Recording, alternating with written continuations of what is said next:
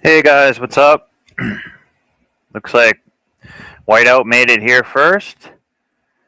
I'm gonna play this police video as people file in, and it's gonna kind of demonstrate some of the behavior that we're gonna talk about tonight. I want to talk about the female psyche. What's changed with it? Why is it different than our grandparents and everything like that? Why we already know some of the reasons why: birth control, feminism, psychiatric drugs, and weak father figures. Divorce rates are higher, social media. So there's many things. Simps are the on high demand. So we're gonna actually, you know what, we'll just get into it right away. We don't need to watch this police video. Okay, let me get into right here. So what I want to talk about too is that a lot of times the therapy itself is a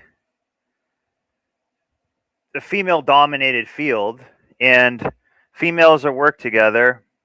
Yeah, thanks for coming, Whiteout. I appreciate it, and I'll get right to the topic here. I know it's later than normal. So therapists happen to be a female dominated field, and women tend to not hold each other as accountable and gaslight each other more. They just really do. So I think a lot of what's going on is kind of being underreported right now, and we're not. That means the problem is kind of festering here. So I found someone really cool, Dr. Hannah Spire. She's a professional in this field and is not really like going to be sugarcoating a lot of bullshit that happens. So let's just get to it right here. Already right here, a couple telltale signs. So that's another thing too modern females are doing that's not. It's a manifestation of some of the mental illness is the nose rings, the piercings all over the place, the tattoos, the dyed hair. A lot of these things are, it's no longer a lot of where that came from was actually a lot of, believe it or not, a lot of tattoos on women and stuff actually started in Harvard, the school. And that was to show that you were like an artist and everything. And then it kind of became like a little bit of a psyop. No, that's for just tattoos on women. Okay. So we're just going to get to this right here. Do I fucking feel it? And these are the people we call empaths, by the way. These are the people we think are so compassionate. I have it speeded up a little bit. So just be aware of that. Because we confuse emotional intensity with feeling for other people.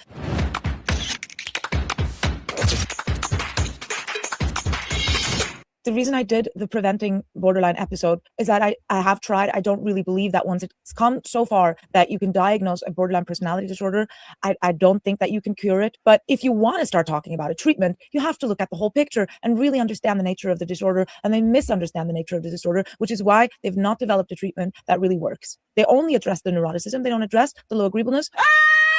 Or the poor conscientiousness, and it's the combination of these and the fast life strategy that has solidified into a personality that repeatedly use crises. Now, fast life means whole life.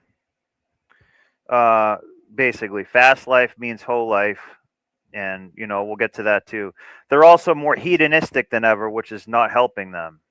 To move people around them, that is what needs to be addressed. And the treatment, the standard treatment, dialectical behavioral therapy, yes, it helps. It helps curb those acute symptoms, but it does not lead to improved social functioning. And it's because they only look at part of the picture. They only look at the visible suffering. This video perfectly describes their own attitudes towards this emotional intensity. I swear to God, the worst part of a BPD crash out is not even the fact that I crashed out. It's the fact that I can.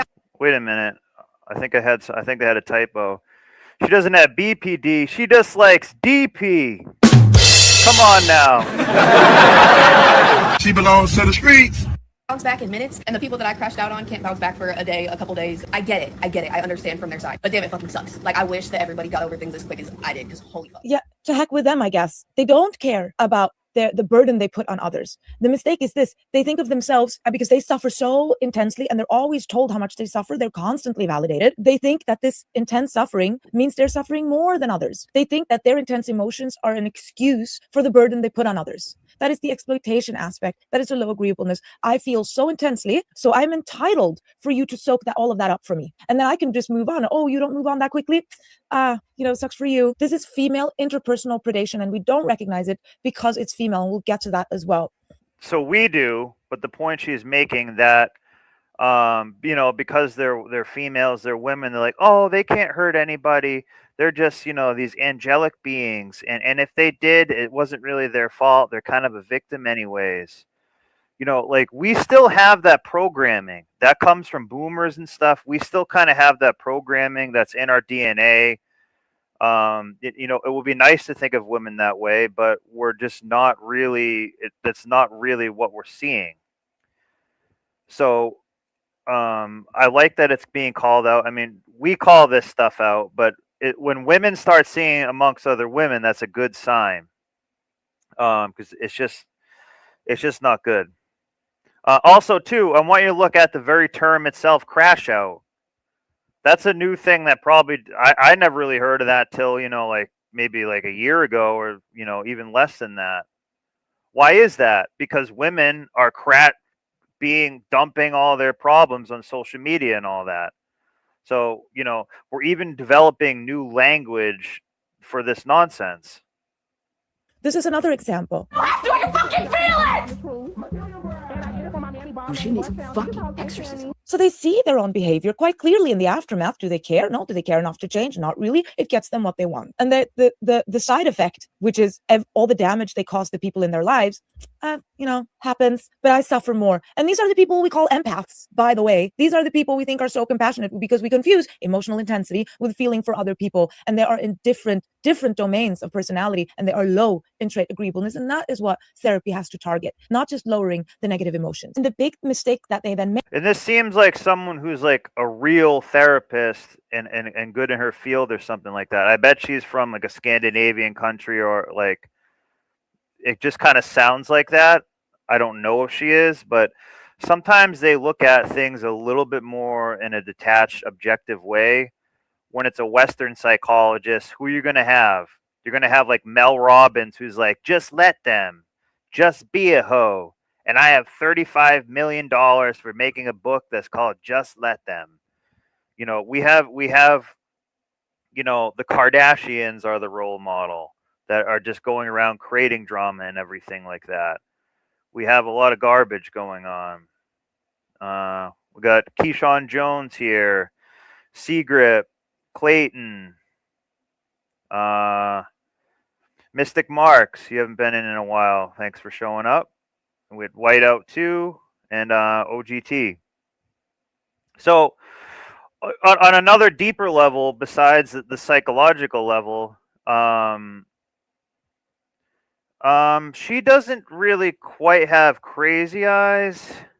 She has a little bit more of You know the thing about a shark, he's got lifeless eyes, black eyes, like a doll's eyes. a little bit like that. So some of this too, and look at what this other thing just said right here. She said, also me after 20 minutes when the rage is over. Watch what she says. Therapy has to target, not. Oops. Let me go back just a little bit more. Well, watch exactly what she says. This girl, not her. But I suffer more. And these are the people we call empaths, by the way. These are the people we think are so compassionate. Hang on. So they see their own behavior. For you to soak all of that up for me. Recognize it because it's female, and we'll get to that as well. This is another example. Do I can fucking feel it? She needs fucking exorcism. So she needs exorcism. That means that she knows that something is demonic and wrong with her. They're basically saying that as a joke, but that's what they're saying. Well, yeah, Steve, Adderall is one thing we're going to be getting into, how that's overprescribed, how drugs are overprescribed and whatnot, too.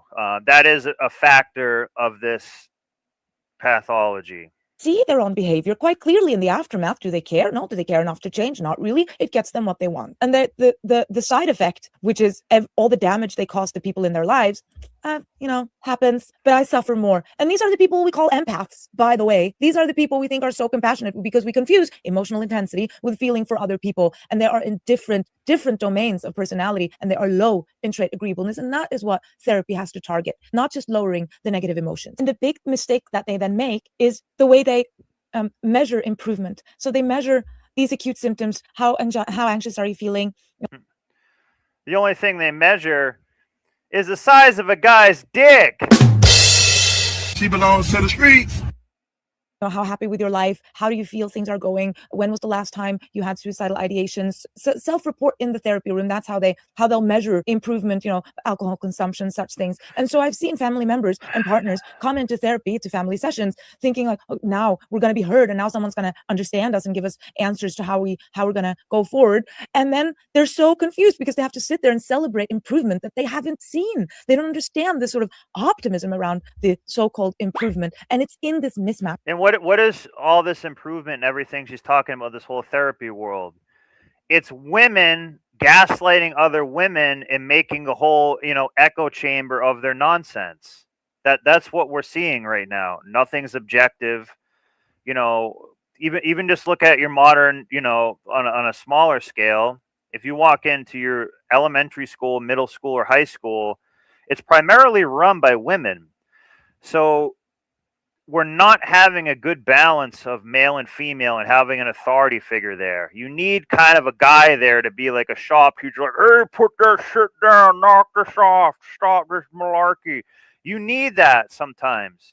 And we're not really getting any balance of that. And this is why everything is just getting out of control. Because she does look crazy, but I think I can save this. I think I can save her. We don't measure the social functioning properly. We don't expect them to become contributing members of society. And so this asymmetry does not exist when we talk about men. And that's why I want to bring in a comparison here. Consider the diagnosis that is in the same category as borderline personality disorder, namely antisocial personality disorder. They both belong at the same place in the cluster B category of personality disorders. Both, they have the same personality structure. They share low agreeableness and poor conscientiousness. So they are impulsive. They both have unstable relationships and poor emotional control. And they are both personality styles that act out, but in different ways. So where the borderline dynamic will tend to use emotional escalation as a lever to move others, the antisocial personality, which are usually then male, they will tend. So what is she saying? Part of it. So part of the way that we see this, bubbling to the surface, women tend to act out, want more attention. Like these police videos we see all the time where they're just like, they love the attention, want more of it. What do? Men tend to withdraw. They go into the cave. They don't want to cause a bunch of problems to people. There are some who do it, but en masse, that's kind of how it works. Claiming improvement sells more therapy sessions. Yeah. And they definitely do get heavily medicated. Speaking of which, let me show you this right here. Approximately 24.9% of adult women in the United States take prescription medications for their mental health. Guys, that's a quarter of the female population. That's the ones who are doing the legal drugs. They're sneaking other stuff, making them nearly twice as likely as men, who are at 13.4%, to use psychiatric prescriptions. According to authoritative data from the Centers of Disease Control, National Health Statistics, roughly 26.4% of American women live with mental health condition, driving a significant portion of high pharmaceutical utilization. The prescription landscape spans conditions often categorized by varying levels of clinical severity through individual treatment plans. Depression, anxiety. Okay, a lot of them have anxiety because they're smoking way too much weed. And that freaks you out. The depression comes in from, I took 1,000 dicks and I have a man or a family now, and now I'm lonely and I only have my dog and I'm in debt and I'm broke and I don't have a fulfilling job. That's part of where it comes. Severe mental illnesses, that's what we're covering, BPD and stuff like that. Basically. I don't think there's a ton of female schizophrenics. And also, too, what are the most common prescriptions? I can name a few already. Unwellbutrin, Lexaho, Holoft, Adderall,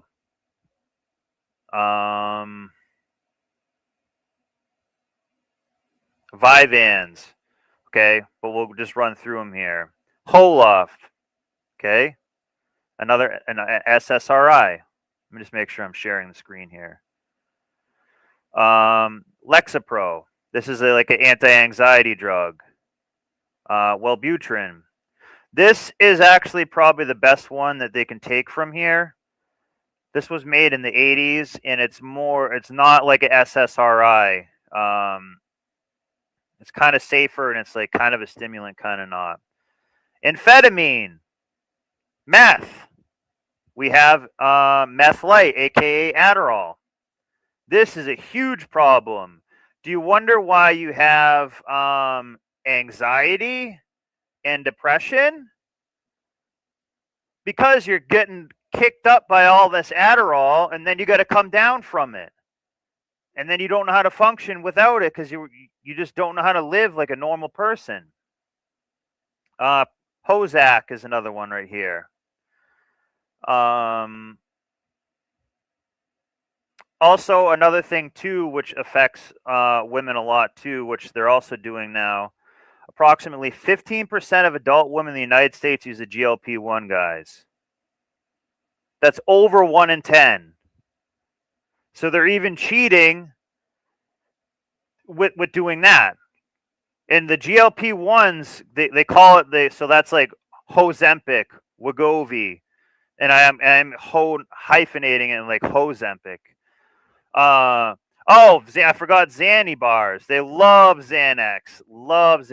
And this is not including drugs and alcohol because they're taking all types of stuff. But legal weed is a part of this problem. It's definitely a big part of this problem. Mr. Dunham writes in, birth control also messes with the girl's mind big time. Yeah. Birth control makes them want kind of a blue-pilled kind of weird type guy. When they generally get off the birth control and their real biology takes over, they want like a caveman savage type guy, like a real man. So it's not necessarily like the best looking guy or anything, not like a metro guy, like a savage guy, and that's pretty good. Yeah, Clayton writes in, anything that messes with your hormones messes you up. That's why guys get roid rage for sure. Let me just finish this little tangent here. But also too, these GLP-1s, guys, and they're saying that makes you sick. They're basically saying it has some type of like weird lizard blood in it and stuff like that. But the peak consumer group, women aged 50 to 64, have the highest utilization of this. Surveys show that 1 in 5 women of this range are on one of these medications. Okay? So don't let them call you fat or lazy or anything like that. They're cheating. They cheat to do this. And this messes their mind up. They call it Ozempic brain. You just don't want to. You're like, I don't care about really anything. I don't enjoy a good meal. And I don't really get much pleasure out of life. But I'm getting skinny. So there's that. I'm getting skinny. So that's the side thing too. And we're not even talking about weed and alcohol, because how many times do I say it when we watch these police videos where women are basically they're on 2 medications. Let's say they're on Lexapro and there's another one too that I left out. Klonopin or Xanax. They're on a couple of those because they have anxiety. Okay. 1 drink plus 2 pills equals 3 drinks. 2 drinks makes it even more. So it's like a multiplier. And they don't weigh anything too. Some of them actually weigh quite a bit. So there's that as well. Forgot they're also out of weight and eating garbage too, which doesn't help anything. Overt aggressive tactics, acting out aggressively. And the reason why this comparison is so interesting is because our attitude towards them are so different and our treatment guidelines are so different. So the borderline personality, almost like a double standard. So she's saying men have a higher standard for what they're diagnosed and everything, and basically what they're responsible for and accountable for and whatnot than women. She's telling you this. Disorder, with them, we focus on the pain they experience. The diagnostic criteria describe how she feels. Does she feel chronically empty? Does she feel anxiety? Does she hurt herself? Does she suffer a chronically empty? She takes a load every day, sometimes 2. She belongs to the streets. She's always fulfilled. Up top and down below. Chicken. an unstable sense of self, and so on. This is all code for heightened neuroticism. With the antisocial man, however, we define him by the damage he causes. Does he lie? Does he break the law? Does he act out aggressively? Does he exploit others? And so on. And if you've been around a borderline woman, I've been around many, and I know most of you guys have too, you know she does all of these things, but it is not black on white in the diagnostic criteria. So you see the different attitude right there. And what's so annoying is that with him, emotional intent. Let me slow this down a little bit. I have it going too fast. Now I know you guys know this pretty much, that it's not, recorded the same, and we see it when it comes to prison sentences and things like that. That this problem. Mr. Dunham writes in, time for girls to stop being selfish to all men except Chad. Exactly, yeah. It's not balancing society well. It's hurting everybody, it's hurting themselves, and they just haven't quite seen it yet. So the selfish gene for women has always been there. So part of this is nothing new. But part of it is, with the invention of social media, it's made it tenfold. So, before, we'll take boomers and Gen X or something like that, and they found someone in their town or college, and they just, like, hey, I'm just going to be with you, and that's good, and we're going to work with it. Now they have their phone, and they're like, oh, well, you said one thing wrong that I kind of made up anyways. I have guys and guys and guys and guys and guys and simps over here, everything. I can get flown into Dubai and someone can take a dump on me. This guy will take me to Applebee's every night each week. This guy will pay me money to do stuff. This guy is the one who fixes my house when I need it. This guy fixes my car. So a lot of the traditional things that you could do don't really count anymore, mean as much. It's not good. So there's no appreciation. Intensity is never confused with compassion or empathy for anybody. And so the reason I established a comparison is not to excuse the antisocial male, like the male sociopath, but it's to say, why don't we establish the same type of treatment guidelines for the two? With You mean like equality? Social men, we are remarkably clear-eyed about what's achievable, about their prognosis. We approach the therapeutic expectations with caution. Very few. Also, too, when it's men who have some type of problem, what do? And again, men tend to withdraw in when they have a problem. Women tend to be more extroverted and dump it on everyone else. When it's men, what do? They shame him. Oh, you're an incel. Oh, you're a loser. You'll never be anything. Oh, he's crazy. He's creepy. Stay away from him. Let's ostracize him. He's probably going to shoot the school up. Things like that. And if it's a woman, like, oh, she's just kind of a crazy hoe, like that's Sarah. She's a kleptomaniac. Sorry. She had 2 abortions. We don't treat it the same at all.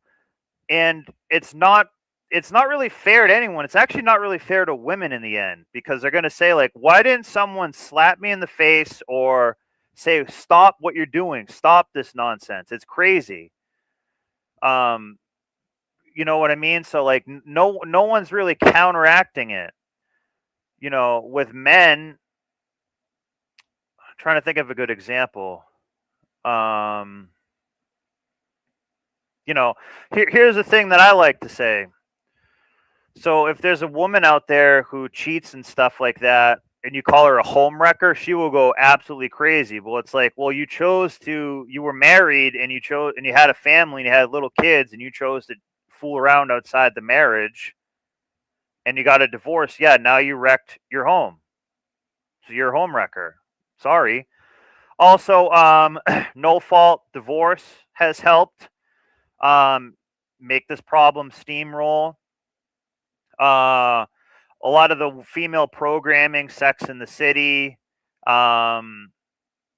Friends, bullshit like this, you know, Sisterhood of the Traveling Hose, the Traveling Pants or whatever. All this stuff, you know, it's pumped into their head all the time. So some of it kind of isn't fully their fault. They're programmed to do that, and also just be a vapid consumer. So a lot of where they get their pleasure from is consumption, by just buying stuff, and I really mean consumption.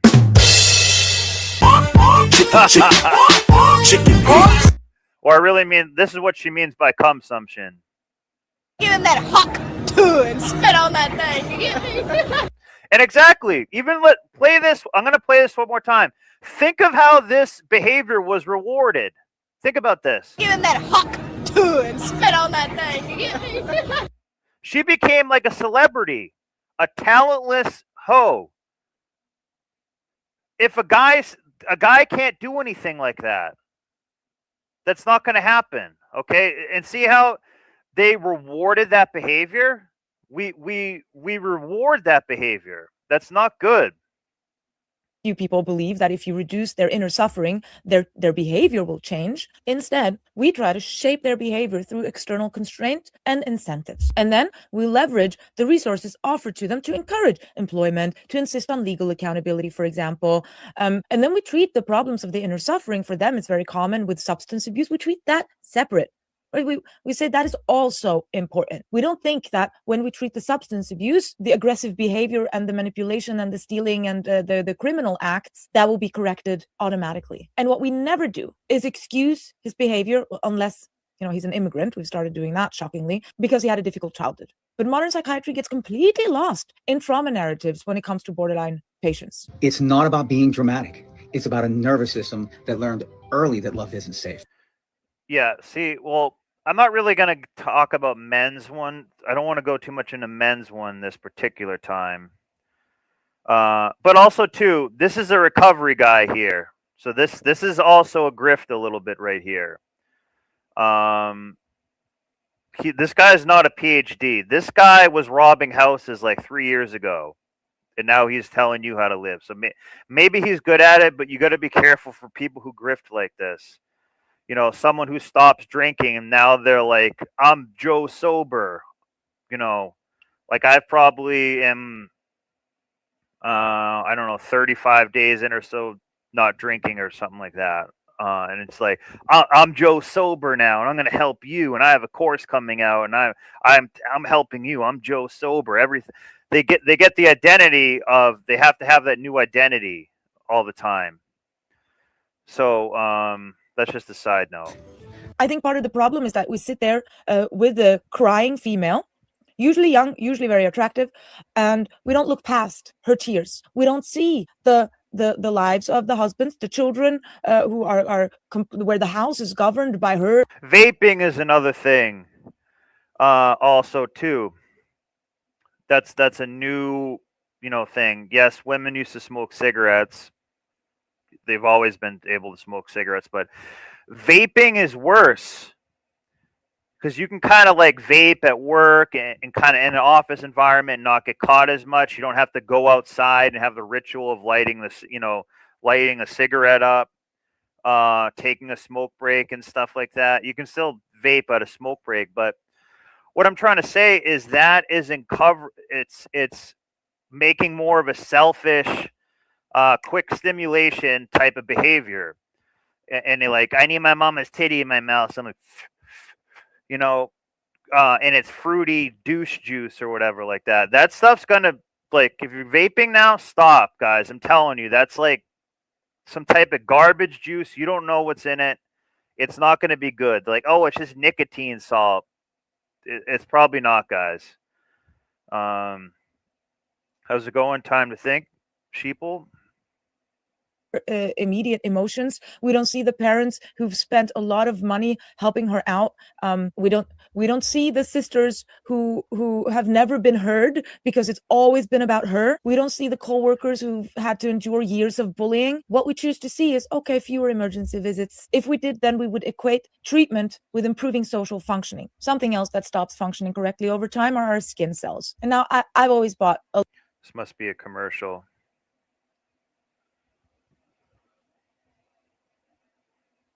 from a combination of high neuroticism, low agreeableness, low care for others and social norms, and low conscientiousness, which means an inability to contain those things, and an environment that somehow rewards that maladaptive strategy that forms. Then, it is self-evident that treatment has to make those strategies stop working. And just look at the age of social media. All those things are rewarded by social media. Like, hey, I'm filming myself. Hey, see me. See my shirt down here, my titties and stuff. They want you to be this way, so you're rewarded by being, a crazy hoe. That they think like you're fun. They think you're more adventurous and whatnot. First step, I think, is with therapy, stop just asking, is she anxious? Is she this? Does she feel this? Ask people around. Can she keep commitments? Can she not lie when that is the easiest option? Can she tolerate disappointment and compromise? Can she care for others without making herself the center of the story? And try to have that verified. These are the sort of things that will tell us, is this person safe to love? Is this person someone who can contribute to society and live alongside others without harming them? And then, as with antisocial personality disorder, we have to use any leverage we have available to us, be that in the therapy room or parents or society. I spoke about society last time. We all know what needs to change. We're sadly rewarding all of those fast life strategy, right? With seduction and exhibitionism and glorifying self-expression and emotional volatility and authenticity. All of those things keeps us from catching out borderline dynamic. And not just that, it increases those traits. Exactly. That's basically what I was just saying. We have to remove those rewards if we want to stop the borderline behavior. And so, for example, and part of what is the whole problem of this? Simps. Guys say, you look beautiful, you're great, I would make you my wife. Stupid shit like that. Liking all their photos. Saying, you guys know the deal with it. That's a problem because it gaslights them like, geez, I'm like a little celebrity now. I just put up this, one picture with my titties out and I got like 45 like really nice comments. Now, do I appreciate the comments? Not really, no, but it did boost my ego up. That's their mindset. So they get that all the time. It's never been that way before. If you were a beautiful woman before, you would get male attention and people may tell you're beautiful all the time, but that may just be like 4 times a day. Now it's like 50 times a day you get that. That gives you an inflated ego. There's just no way that it can't. It would do that to anybody. I'm sure if some of us were in here and we got that type of female attention all the time and we're like, told we're hot 17 times a day and had the pick of the litter of chicks, that would boost your ego up more. That's how they live. And from basically like, from a very young age till they're about 40. Even less than that. So they didn't really have to do any work for it either. in therapy, if threats of self-harm, always suspends expectations, always, the emotional outbursts, they always reorganize the family, then of course that becomes a very powerful strategy. So that needs to stop. But that is very far from where therapy is. We are so, one of the things is that we are so afraid of liability, right? So this very old school attitude, and I know retired psychiatrists who are very good at. Let me change it to a different one from the same woman that I was watching that I kind of liked a little bit more. Because she's, we're not therapists trying to diagnose this. We completely blind ourselves to the growing prevalence. We don't want to admit how easily certain temperaments go out of control. What happens when they're left untamed? What happens when excessively neurotic women are not taught to emotionally regulate? We're trained to think that women are so harmless. They're just, they're just innocent creatures, just full of good impulses. No, they can wreak havoc, and we're not doing anything to prevent them to spiral into pathology. Did she say any lies there? I didn't hear any. And I don't think she's really a grifter in this. This is only like this, second. This is like, I watched a little bit of this video and the other one. So even if she is grifting on it, it's like, well, it's a problem that does need to be addressed in our society. This is equality. This is what equality looks like, ladies. Imagine if you had the equal punishment under the law. Like, well, there is equal punishment under the law, but we see, how many times do we see these female teachers diddle students every week? You see them diddling students in middle school and stuff like that. And they get like a 2-year sentence. And they go back and do it again. If it's a man, he gets like a 20-year sentence. It's just, we don't have the yin and yang the right way here. It's got to be a certain way, and it's just not that way right now.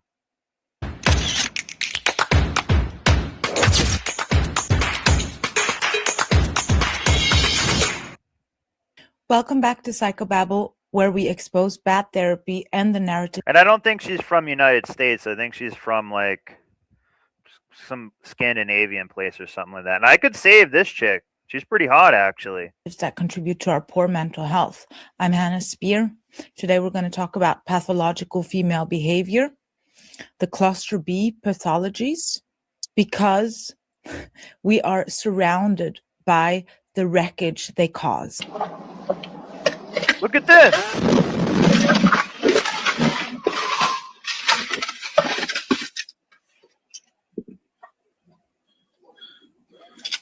Look at that. I don't know what you want from me. All over the internet, you can see viral videos of grown women throwing tantrums in public. Now, we know this because we watch it on my show all the time and stuff like that, and these police videos and everything like that.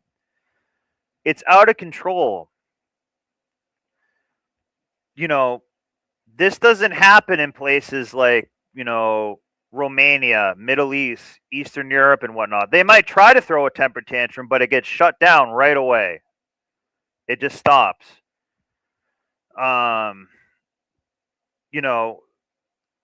We a little bit too part of this is too, we have a Christian mindset here that is too soft.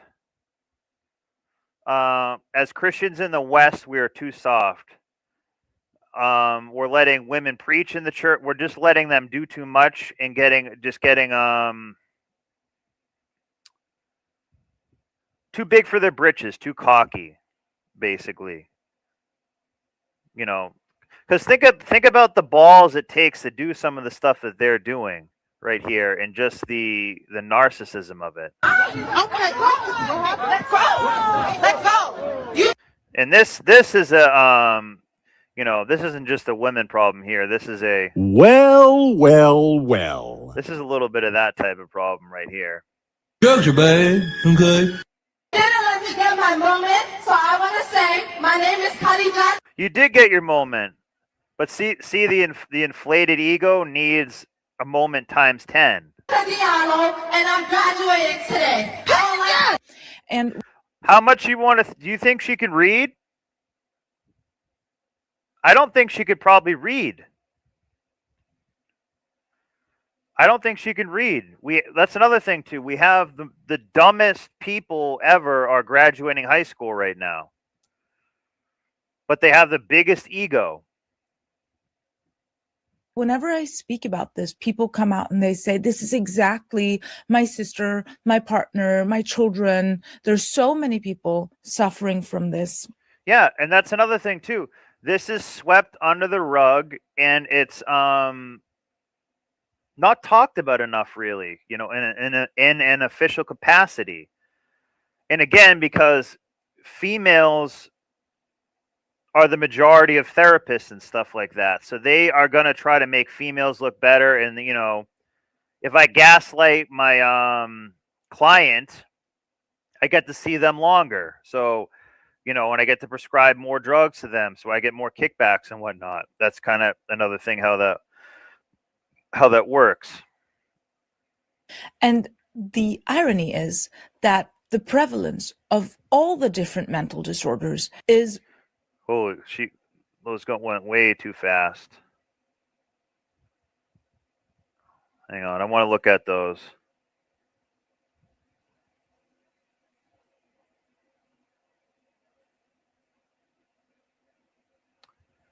I got to refresh the video.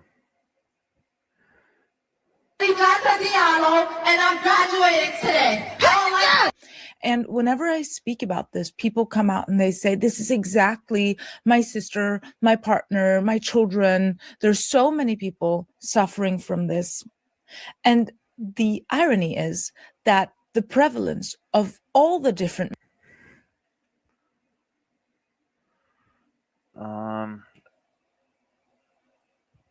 mental not really. disorders. Yeah. Percent U.S. anxiety prevalence. Ages 18 to 25, 139% increase from 2010. Ages 26 to 34. So we've covered this before on the show, that basically people born after I think it was like 1996 and up, they are the coddled American mind. They've had the smartphones from middle school and above, and they tend to have the worst anxiety because, you know, they judge each other the most and everything like that. You know, they can get prescribed all types of drugs really easy. Access to weed is another problem of this entire thing. You know, I sometimes smoke weed, but the weed that they can get access to, it's like crack. It's not like regular weed. You're going to have like a full schizophrenic meltdown smoking this weed. And then you're going to have psychosis and stuff like that. And then you have anxiety, and then you're smoking more weed for the anxiety and stuff like that. So that's another thing that is fueling part of this too. I'm not saying take weed away or anything. I'm just saying that is part of it that people don't want to talk about. Is rising. We hear about it all the time. We're in a mental health crisis, but somehow the rise in cluster B pathologies that we feel all around us is not reflected in the research. Somehow the official prevalence of cluster B has not been updated for 2 decades. The irony is that psychiatrists and psychologists, and they're doing that because, why is that? Well, big pharma has a lot to do with that too. So if they have it like underdiagnosed, they can just have it medicated more to make it seem like the medicine is doing more. You know what I'm saying? So like, you know, a lot of these are done through colleges and everything like that too. So they can make science kind of say what they want. You know, make no mistake about it. A lot of times these people will just shill to get the government grants coming in. They'll just say whatever they need. That's what happened with a lot of global warming stuff. They're like, yeah, well, the environment changes, but we'll say it's global warming because I get those government grants. I get that state funding. The college pays me more. I'm not going to ruffle any feathers. So this is sort of related to those type of patterns.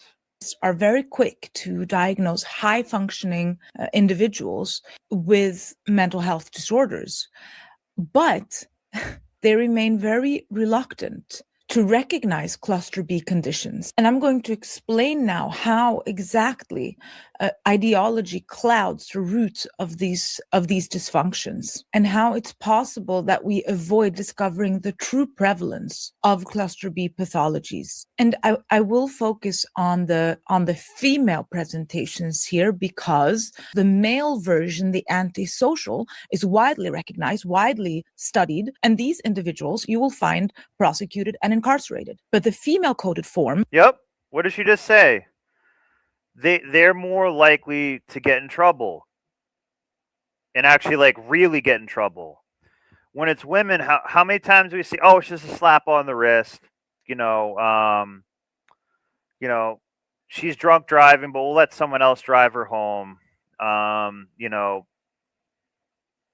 She had her first abortion at 17. She's been to rehab a couple times, but she was just having fun,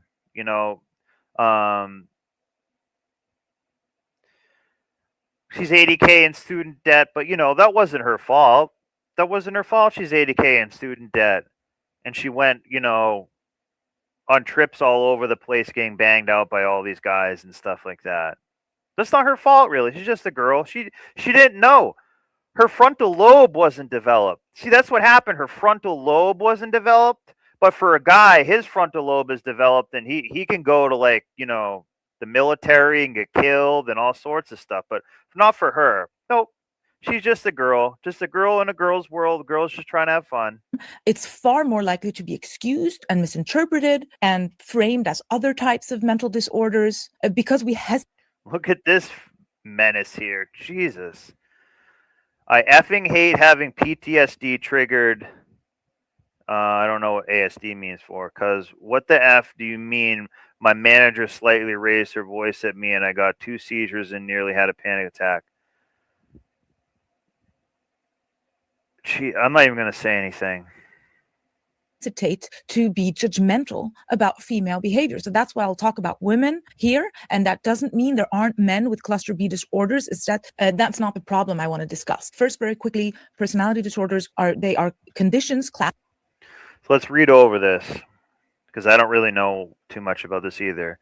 Cluster A, paranoid personality disorder, schizo personality disorder, schizotypical personality disorder. Cluster B, this is the one that she's saying a lot of women are in. Antisocial personality disorder. So men tend to become a little more antisocial. Historic personality disorder, or histrionic personality disorder, narcissistic, emotionally unstable. And cluster C, avoidant personality disorder, OCD, dependent personality. So she's saying most of them are here. A lot of the schizophrenic ones tend to be men. A lot of schizophrenics are actually very insightful and kind of know the real shit, but they're also crazy. As I've covered before on this show, if any of you are having mental health problems, including schizophrenia, get on high dose of vitamin B3, niacin. And that's been shown to really, really help schizophrenia, and it's very cheap.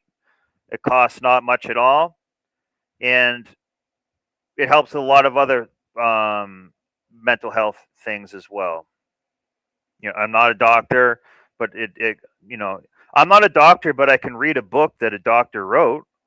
You ever think of that? Classified in cluster A, B, and C. We can talk about clusters A and C another time. These are inflexible patterns of thinking and behavior that lead to significant impairment, dysfunction in all areas of your life. The cluster B personality disorders, so that's borderline, histrionic, narcissism, and antisocial, they are categorized by erratic, dramatic behavior, manipulation, impulsivity, very high negative emotion. The histrionics are very, they're seeking admiration. They want to be the center of attention all the time. Why don't you just take the picture on your camera roll and keep it there? No, because you feel when you take a picture and you look at it, you feel wow, like this would be good for my Instagram. Or I would post it. And so then you can imagine. Another thing is it's, you know, external validation. So I have kind of an analogy that I've used before. So let's say you want to go hike Mount Everest. Okay. Option 1, you successfully summited Mount Everest safely and made it down, but you forgot to take any pictures of the entire thing, or your phone got wiped, or you'd have no pictures, no proof of it or anything. That's option 1. Option 2, you make it look like you hiked Everest. So maybe you hike up a little bit and take some pictures. You maybe you fake it a little bit, and then you have pictures at the top, but everyone really thinks that you did do it. So you get all the social credit for doing it. Our current society values number 2, because they say they don't value the inner worth, the inner accomplishment. Be like, I hiked it or climbed it. I did it. I win. I'm winning on the inside. I don't need to show it to you. You know, it's like that thing. If a tree fell in the woods, did it make a sound? So it's shit like that. Yeah, tenacity wants option 1. I would want option 1. But a lot of people right now would straight up say, I want option 2. Because they say like, oh, I can get a brand deal from it. I'm going to get chicks from it. I'm going to get, you know, some award for it. I can write in a magazine now like that. All that type of stuff. So it's an extreme example, but it's showing also too, like that's another thing that I wanted to talk about with the minimalism. Like, to be happy and be successful, you don't have to like show it to everybody. You can just like be happy and be chill and just do your own thing. You don't have to like show you like, see how happy I am. I'm at the beach taking pictures of myself. See how I need you to see how happy I am. I need you seeing me being happy. It's very weird. It's like you could just have a good day. Like for me with the snowboarding and skiing, I had the channel called Snowboard. I don't even have much pictures of me skiing and snowboarding because I just was having a good time and like I didn't give a shit. Like you can just have a nice time and be in the moment and not really give a shit. Yeah, Everest has turned into kind of a shithole now. Too many people die. You're hiking over dead bodies. K2 is the mountain that's like the real mountaineer's mountain. So I think you guys get what I'm talking about. How social media feeds into that, and these are adaptive traits that are formed, and the boundaries between these are very porous. So that's why I like to say cluster B conditions or cluster B pathologies, because I don't think they're porous. I think they're Horus. She belongs to the streets. No one is just one thing. And to illustrate what this is for you, I've found a video. This went viral this year. It's a 32-year-old woman who had a complete borderline meltdown on a plane and had to be taken off in zip ties. You can see this is not just drunken irritability. She had alcohol. And we see this all the time on this channel and stuff like that. So we're a little bit more aware of it. And this is just like a regular day for her. But that just amplifies this type of behavior. That doesn't cause all of this. And 32 years old. Just grabbing this other woman. It's just crazy. And then also, what do you have back here? This is another problem. Someone else just recording it. Like, people will record somebody die, like, willingly. If there's like an accident, someone will just record it instead of actually like helping them. That's what we're getting to here. Like this woman, instead of recorded, should maybe try to help. You know, I don't really know what she needs to do. This woman does look crazy here, but actually she's like pretty hot in a way. I think I could save her. I think she has a little bit of crazy eyes and she needs a little bit less medication herself, but I can give her the medicine. So you see the contempt. She wants to establish dominance, and she's entitled. And she expects everyone to accommodate her, and not the other way around. And now she proceeds. Yeah, simps have really fueled all this because, so there was always simps, but social media has made simping go up. So one woman can have, 100 simps communicating with her that before she maybe just had like 3. So it's inflated her ego like way too much. Needs to grab her seatmate's hair, and while still clutching it, she insists, "I'm not even touching her." I'm not. I'm not even touching your hair, bitch. You need to let go right now. You need to let go. 911. You need to let go right now. You can see how she smirks. There's pleasure in the chaos. And that's your fucking fat lady. Let go over here. Let go over here. You guys are already past the point of no return. Another thing too that she's not really bringing up because it's not like a psychological thing is these people are energy vampires too. They'll suck the life out of you, and sometimes literally. I mean, like this. Chicken. So do a little bit of that and suck the life out of you. That's how you get sucked in. So she gives some really good hawk to her. Then you get sucked in at tolerating all this nonsense way longer than you need to. And then she's like, "Oh, I'll find another guy who I give him the crazy blowjob or something like that. And then, I'll live off him for, a couple months, and then I'll cheat or do whatever to go off into the next thing." So that's another thing too. So simps are enabling the process. We see here not just impulsivity, but belief in causing another person discomfort and receiving attention from the opposite sex.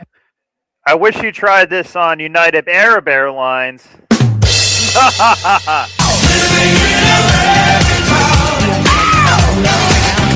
They're usually very charismatic, attractive women who use that to get the attention they want from men. Fat bitch. Hilarious. You can't even show your mouth because you're embarrassed. And now she escalates. She taunts the victim with sexual insults. So your boyfriend's dick is 2 inches, and she's laughing while... That's their classic one. The classic they always go to. Someone's got a small dick. As soon as they start getting the cuffs on, they start saying someone has a small dick. Also, as a side note to everybody, that I've created a mathematical law, basically, that has about a 50% probability. Anytime someone gets cuffed, from the time they get cuffed to when they inevitably say, "I can't breathe," that's called Floyd's Law. So I've coined the phrase Floyd's Law for that. And if you pay attention, it happens a lot. And this is any race, any gender. They'll say, "I can't breathe." That happens quite a bit. I don't think we're going to see it here. Doing it. And her behavior is it's like a schoolyard bully. There's sadistic satisfaction in causing humiliation of the people around her. You can't see it because you're embarrassed. Shut the fuck up. Who's the line? Look at her demon face, like smiling. You can see her smiling here. Pay attention to her face. He's never gonna lay it again. Okay, I'm sorry, black guy. My boyfriend's black, so shut the fuck up. My boyfriend's fucking a black guy. My boyfriend's black. My boyfriend's black. Now she's flaming, she's screaming, "I can't breathe." And what comes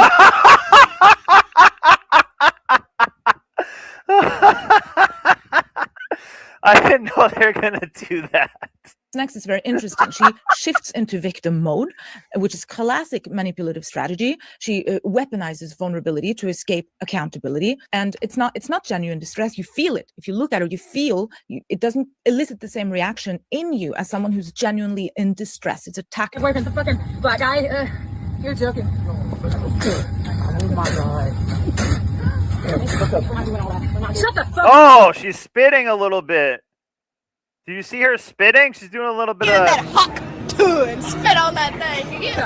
Shut the fuck up. Shut the fuck up. Shut the fuck up. Shut the fuck up. Yeah, This is another thing too that we see all the time. This right here we see often, and how look at all the resources and people that have to come together to deal with this nonsense. It's never something simple. They always have to make it get way out of control, as dramatic as possible. And another thing too is we have simp judges, because what happens is too, this woman will mess up the flight for everybody like that, and she'll just get a slap on the wrist. Oh, you got to do like 2 hours of probation, and then you're fine. And you fucked up an entire airplane of people getting there. Yeah, if this was Eastern Europe time to think, or somewhere like that, that's what I'm saying. You try this on the UAE Airlines, they're not fucking around with that. That would have been beautiful. Put a burqa on that woman and lighten her attitude up. Her, she has 2 women and 2 big men around her. They all ugly ass bitch. You never got laid in your life. Your boyfriend's. See, that's also what they're doing. You never got laid in your life and all that. So they also try to sexually shame you constantly. Dick is like 2 inches big. It's embarrassing. I'm so sorry about your boyfriend. You're corny as fuck. Get out. Nobody's letting me go. I can't breathe. I can't breathe. Yep. See, she can't breathe. So that only took, geez, Floyd's Law kicked in about 30 seconds on that one. That kicked in about 30 seconds.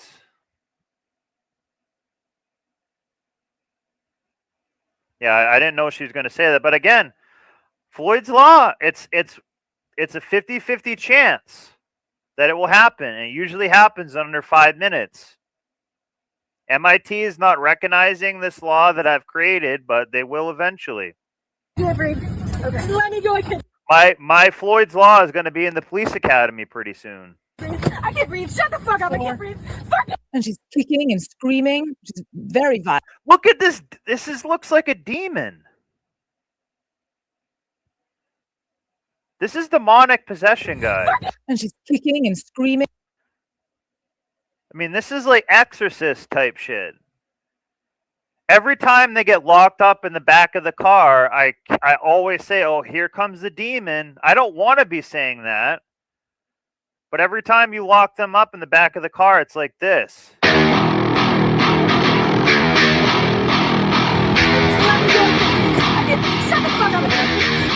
She's kicking and screaming. Very violent. Look at that! You can see how this is causing her. She's not, this is not her first encounter with being violent or being touched in a violent way. This is something that she can control.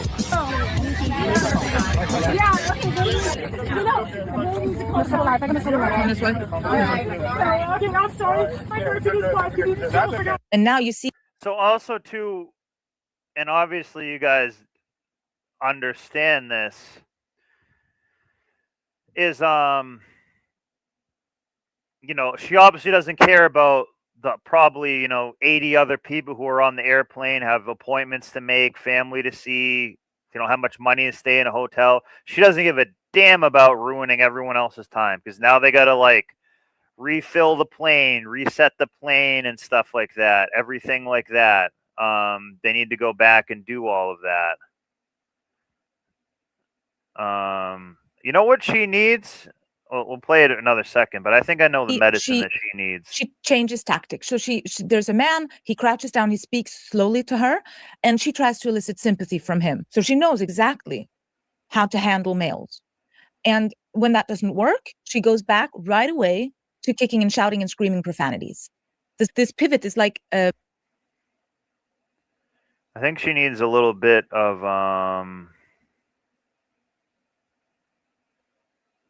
shit, where did it go? Sorry, I messed this up.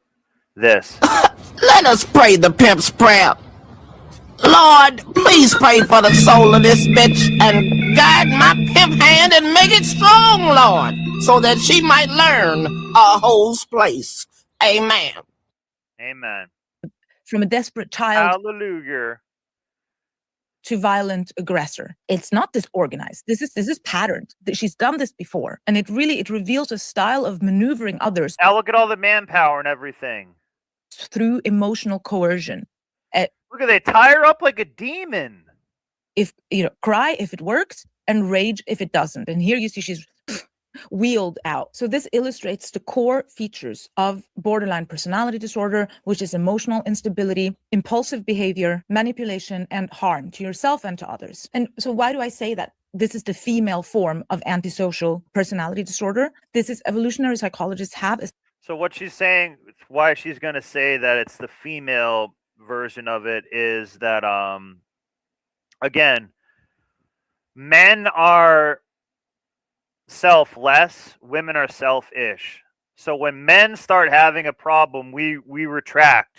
We don't want to inflict our problem on everybody else. We go into the cave, we start drinking, we kind of get away from people, we shut up, we minimize our own problems, we don't seek help soon enough, we don't go to a doctor soon enough. You know the deal. Women say, this is your fucking problem. I'm going to just pour gasoline all over this shit and make it way worse. And just keep getting attention and kind of glorified for it. So that's what she's going to say. Or probably. Established that females tend to cloak their aggression in subtler forms, like moral outrage. How dare you? Because they're physically more vulnerable, and they have an existential need to preserve social cohesion. And now you see that moral outrage is tied to progressive causes. So like, I'm such a good person. I'm all about justice. See, exactly. So see how this is what a man doesn't want to have happen. It's just all this. This would be embarrassing as a man. For women, they like love this.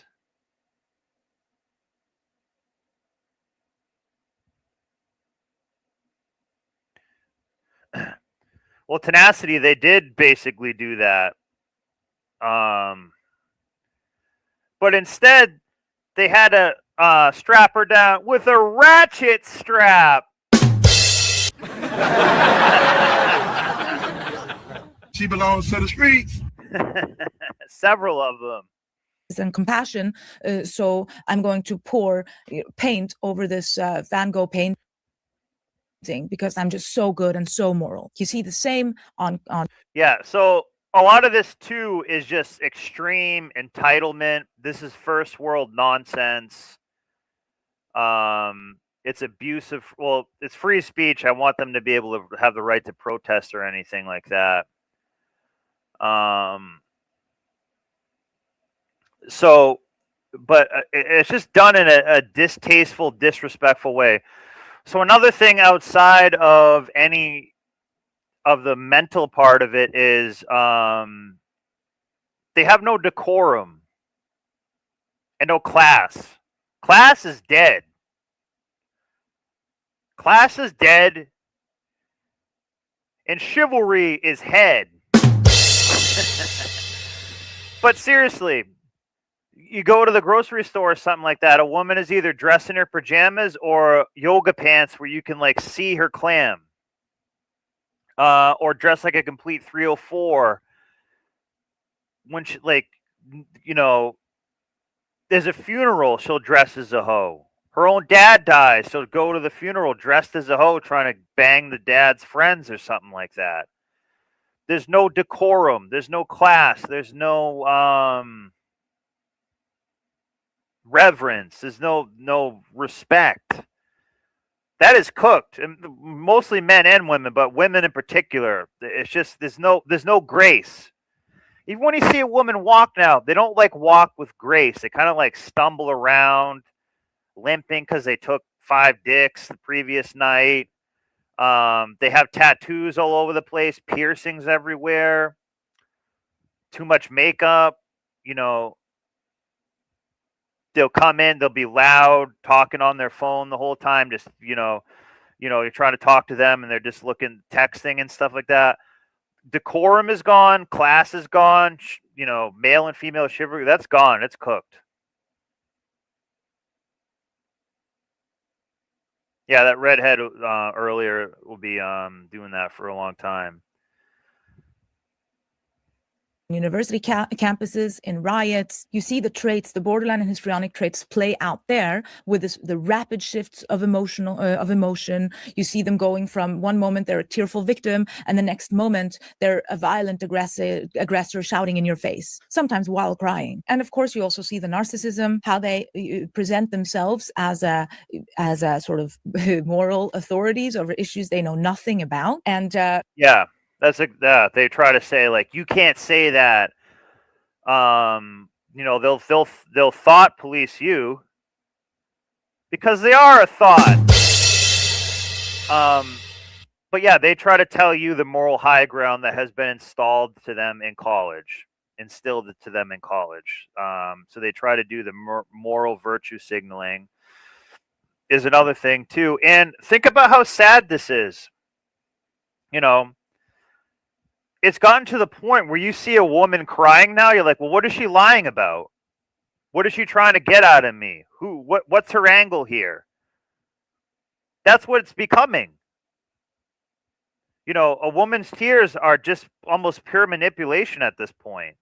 I don't like saying that, but I mean, look at what the psychologist just said. So that can happen. And that's sad to say, but we have pattern recognition here. Sorry. A very interesting thing, how they are so interested in women's suppression in the West and talk about that at length. Well, yeah, they talk about. I got to put my psychologist glasses on. Guys, get some of these red light or blue light. They're called blue light glasses. They help a lot. Like I don't ever need reading glasses and stuff like that, but with all the laptops and stuff and screens, they actually help a lot. And I kind of look like a psychologist now. I put a couple links in the description of this video, of my video, that get you a discount on some that are pretty good. But these are dope. You can like be on a computer longer and it doesn't mess with you, give you a headache and stuff like that, get you better sleep. So consider buying one from my selected products in the description. Showing absolutely no sympathy for how women are treated in the regimes they defend. So they cloak their own aggression while exhibiting grandiosity, lack of empathy, and massive entitlement. And hero, victim of their own story, entitled. They're the slave and the slave master in the same story. Also, throughout history, we haven't heard much from them when they didn't stop any slavery and they were, dating the slave master and all this. They benefited from that just fine. So, wait a minute. Tenacity writes in, use night light feature, which is built into Windows and makes your computer screen yellow, orange, red on a sliding scale. Okay, I'm not going to try that right now, but thank you. I'll try that. I'm kind of colorblind, so these ones like make it a little bit difficult to see, but they do help because sometimes I'm on the computer late at night, and it does help, so I don't like wake up with like a migraine the next day. Of course, like I mentioned before, you see the histrionic traits all over social media. You see there was an excellent example of this. You had a woman named Natalie Reynolds. She manipulated a homeless woman to jump into a lake. And yeah, I don't know if you guys remember this, and it's all for a petty TikTok thing. So that's another thing too. All young people now are sociopaths for views.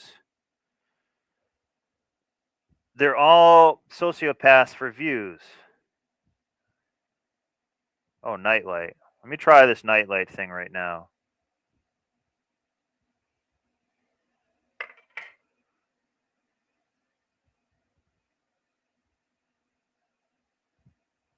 Oh, I actually did have it on. But I'm going to like double down on the shit now. I have it on like crazy now.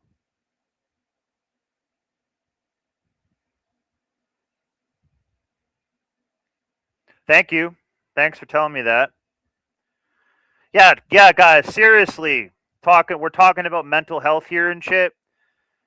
The reason I like the glasses is because also when you do your phone and other stuff, that does it too. Why is this important?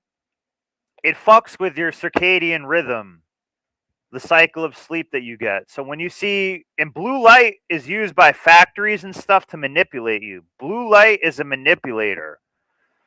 Blue light is like some MK Ultra type stuff. Why do you think they pick blue light? Apple and stuff picks blue light because it helps you like, oh, now I can online gamble more and shit like that. So blue light is dangerous for other things like that as well. But it messes up your circadian rhythm so you don't produce the right hormones when you sleep and get the deep sleep and everything. So it makes you less stimulated by the light and you can look at it longer. Yeah, thank you, Tenacity. That was cool. I turned it on too. Just takes 2 seconds, guys. But I would consider getting glasses anyways because you can use it on your phone and stuff. And I don't wear these all the time, but I notice if I wear them like an hour here and there, it really actually does make a difference. To film it and post it on TikTok, and she was then subsequently banned from TikTok. And then she went to the company's headquarters with the camera, did a tearful display, demanded reinstatement, showing absolutely no remorse for what she had done, only this very practiced I'm the victim. And of course the need for admiration, which is the histrionicism, and a complete refusal for refusing accountability. Jesus, I didn't know she went and did that. Accountability is kryptonite to some of these women, guys. It just really is. If that was a guy, he not only would be banned from TikTok, he'd probably be doing some time. Or at least community service and shit.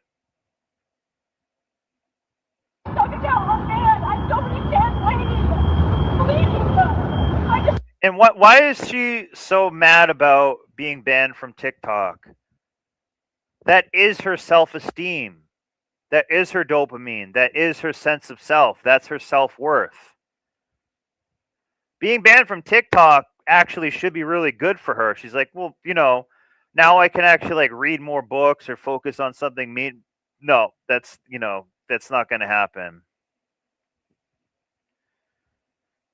Tenacity puts in, most phones have built-in night light that features on apps that are free to download. Cool. So yeah, get on that, guys, because like this blue light stuff, I'll even talk about it a little bit. Like blue light is used to, it's like a small level MK Ultra type, little thing that, because like basically in different factories they'll change the light filaments to get you to work harder and like follow directions more and like basically like be more numb and shit like that. So they do that too. Yeah, she's in her pajamas. Yep. I don't think she's in her PJs. I think she's in her BJs. She belongs to the streets. Chicken. I think to understand why we're seeing a rise in these traits, because we need to understand how they develop. And because these aren't like other mental illnesses, they don't appear after an unpredictable or extraordinary event. They develop slowly over time. When in adolescence, the groundwork for these disorders are already laid. They are shaped by temperament, by attachment patterns, and environment. And at the core. Also, too, a big part of this too is shitty families. You need a dad to come in and be like, what the hell are you doing here? You need a mom to come in and stop being like, hey, stop being a hoe all the time and stuff like that. But what happens? It's usually a single mom who had a mistake kid when she was young. The dad is gone. So the dad gets demonized because the dad just left. So they don't respect men by default. That's a part of it too. Very weak parenting. And no shaming. So a good part of the function of church and religions was to shame people. Because shame, publicly shaming people would make people, they didn't want to have that happen. So they wouldn't do crazy shit. Now there's no shame. They don't, it doesn't even compute to them. None.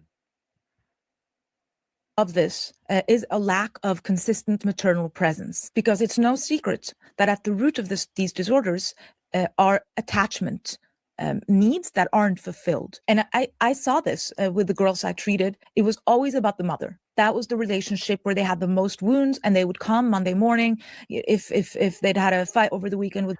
So, a lot of times, the modern women, the mother is kind of their worst enemy, because the mother doesn't want them to do better than they did. So if the mom is a single mom, she wants the daughter to be a single mom, to not do, go better than she did. If the mom's here and the daughter's hotter, the mom tries to bang the kid's friends. I mean, her boyfriend and stuff like that. They don't really want them to succeed. It's weird. It just happens. Also, too, right now, a lot of, quote, the moms, they're into the same dumb shit that they are. They're watching the same TikTok trends, like, put a finger down if you're a hoe, like, things like that.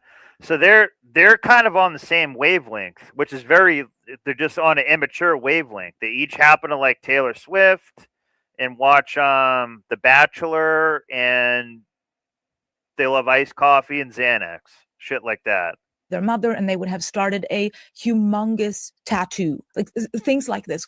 They go pierce themselves after a fight with their mother. This is also why we see that you have a sibling who develops something like this and another sibling who doesn't, because the difference lies in the personality traits. The personality traits are 40 to 60% heritable. We're pretty much set with the personality that we develop, and depending on what kind of personality you have, you'd need a different kind of parenting. You have to adjust yourself as a parent to the personality of your child. So that's why you can see right now, modern parenting is just like, hey, just let the tablet babysit your kid.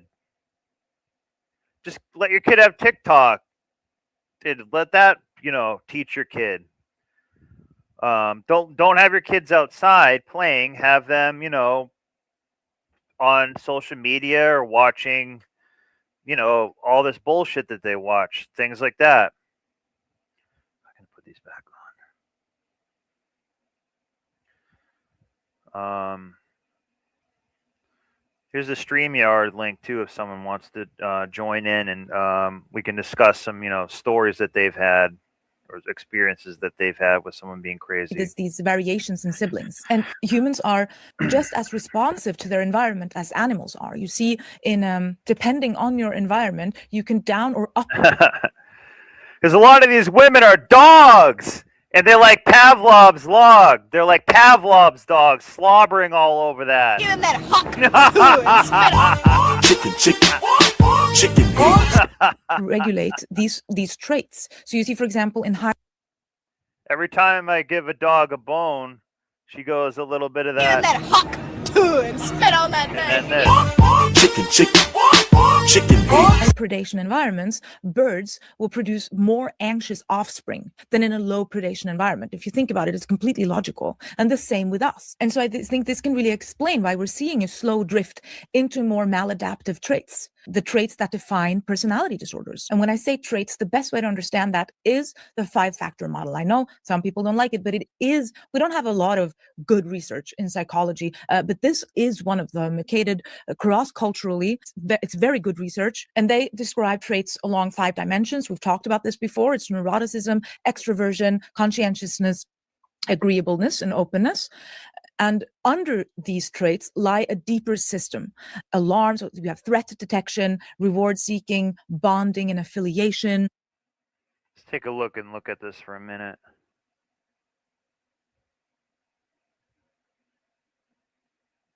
And control and need to regulate everything. And these are evolutionary action systems that tell us when to flee, fight, when to attach to other people, and when to take risks. And all they do is want to guide us towards reproduction and survival. And so I think a very good way of thinking about personality disorders is when one or more of these systems are thrown into overdrive or left underdeveloped. And cluster B traits, they often reflect a hyperactive alarm system. So they're very sensitive to negative emotions. They're very afraid all the time, and a very underdeveloped affiliation system. So they have this extreme need for attachment. And so it's then obvious then when we outsource so much maternal presence, people with an excess of these action systems, the excess need for attachment and security, they will suffer more than others. And they learn very. But I thought they were independent. I thought the women right now were the most independent, boss bitch, bad bitch, authentic living. I thought they were the most independent they ever have been. I thought they owned the most houses, were the most entrepreneurs, graduated college the most. I thought they were just out here killing it, though. It's almost like they're out there gaslighting each other.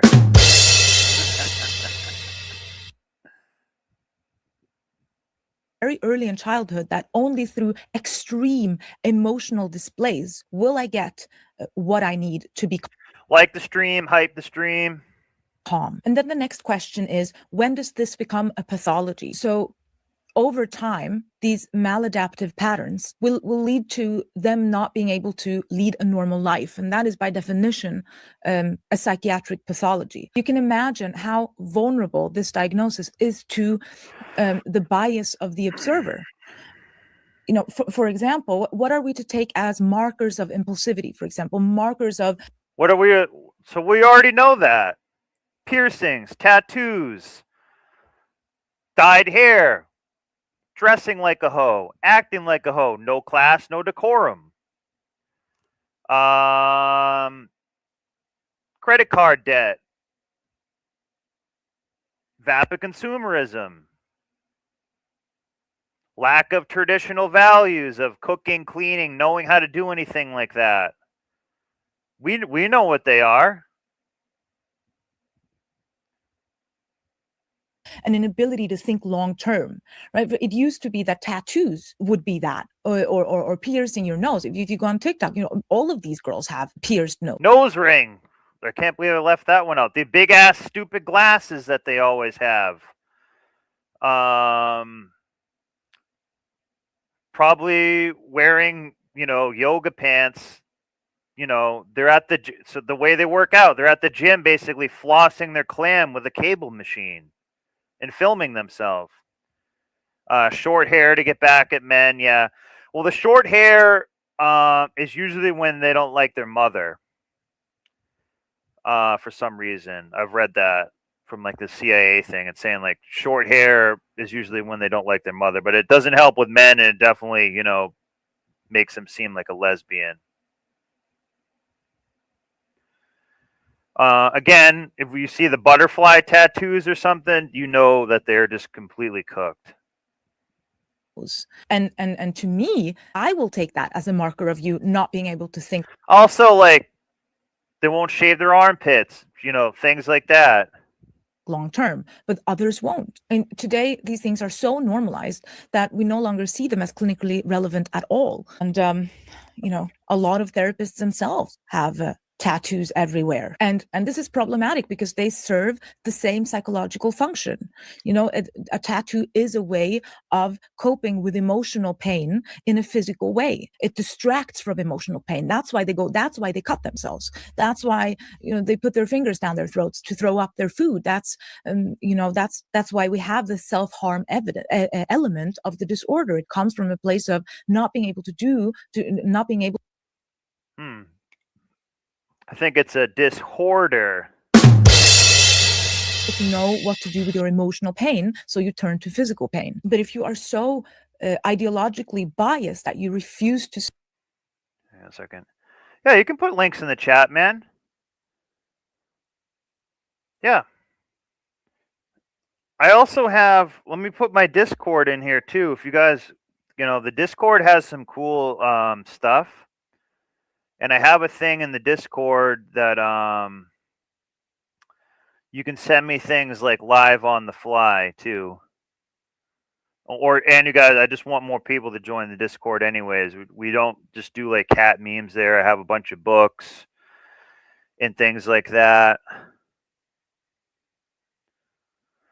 But yeah, no, this is an interactive show, so you guys can send suggestions of things like that.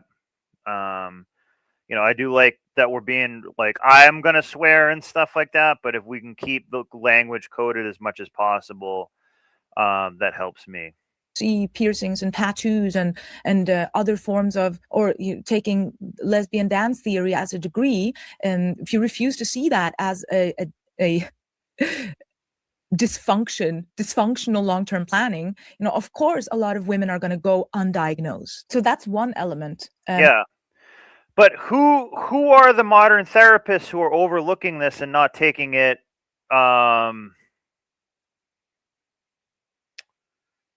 seriously? Women. I think like 75% of therapists are women. So they're not, you know, saying that all this hyper liberalism is like, oh, it's okay that she has green hair and you know, a demon tattoo on her face and hand. That's just she's just being hip. She is cool. Like, it's like, no, she has a demon tattooed on her hand. That's a big problem. That's a huge problem. You know, so that's part of their own fault that they're not saying like, hey, these are big problems. You know, they're mutilating themselves. They're doing all these body mods and everything. They're getting holes in their body. Pierced clit, pierced tits, pierced everything. That's not someone who's happy. That's someone who is so numb and dead inside that they have to feel pain to feel anything. That's kind of one thing that's going on there. Of why the prevalence rate isn't officially recognized. Another is the ideological gymnastics that research. It's not physically recognized, or it's not recognized in the way that she's saying, because these liberals are allowing it to become normalized. They're allowing the degradation of our society. They're allowing the standards to drop. They're allowing the degeneracy to occur so often. They're allowing, you know, the levels of class to drop, the decorum to drop. You know, normalizing drug use. Oh yeah, you can get high just on the weekends. That's fine, as long as you're not doing it at work. You know, it's okay if you get blackout drunk on your medication sometimes. You know, you took an Uber home. You know, you have an IUD, so you can just go bang around and do whatever you want. It's shit like that. And it's mostly women who are doing this. Sorry. If a guy is there saying like, hey, I don't think you should get blackout drunk and you know, do a bunch of substances this weekend, you know, you say this. Drugs are bad, okay? And they're saying, fuck you. You can't tell me what to do with my body, my choice. I'm not letting some white male tell me how to live. You say, okay. And then afterward, you kind of say this. How about when this is over, we go do a little coke? Researchers do around this topic. The most commonly cited prevalence rate they use, 5.9%, comes from this NESARC study, 2002. This is 2008, where they ignore people who are just below the threshold. They ignore those who have. So they ignore people who are just below the threshold. That means they're just sweeping it under the carpet. They don't want their stats to look bad. They don't want to see that they're failing. Women are failing other women. Pharmaceuticals are failing the women. The psychological tactics are failing the women. The liberalism is failing the women. The college is failing the women. The Sex and the City mindset is failing the women. All this bullshit. Intermittent symptoms that still cause major dysfunction. They exclude overlapping symptoms with mood or substance issues. I mean, I don't think I've really seen any Yeah, see, that's what I just was saying. patients with this who don't turn to some substance abuse or another. And you can really make a good argument that substance issues are central to cluster B. These interviews, they're done by lay people who aren't used to talking to borderliners or histrionics, so they very easily miss. Another good example of something that's like sort of a big yeah, you can send me the link, man.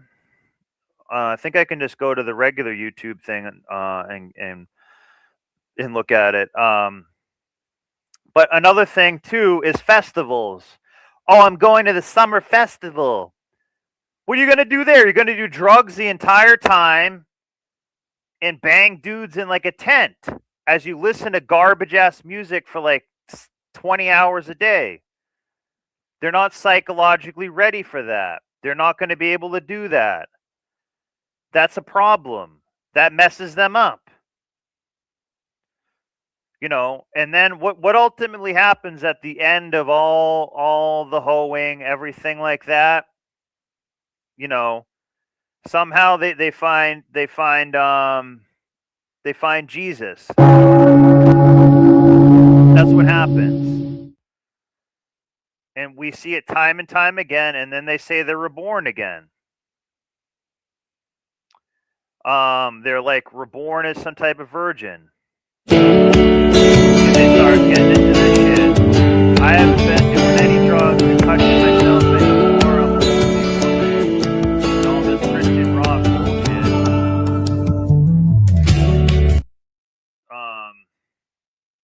That's the cycle of it.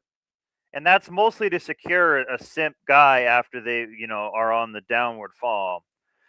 Carlos writes in, I had a female therapist a few years ago that helped me through a lot of anger and self-sabotage issues. She was a Gen X lady. I know I got lucky she wasn't a feminist freakazoid. Yeah.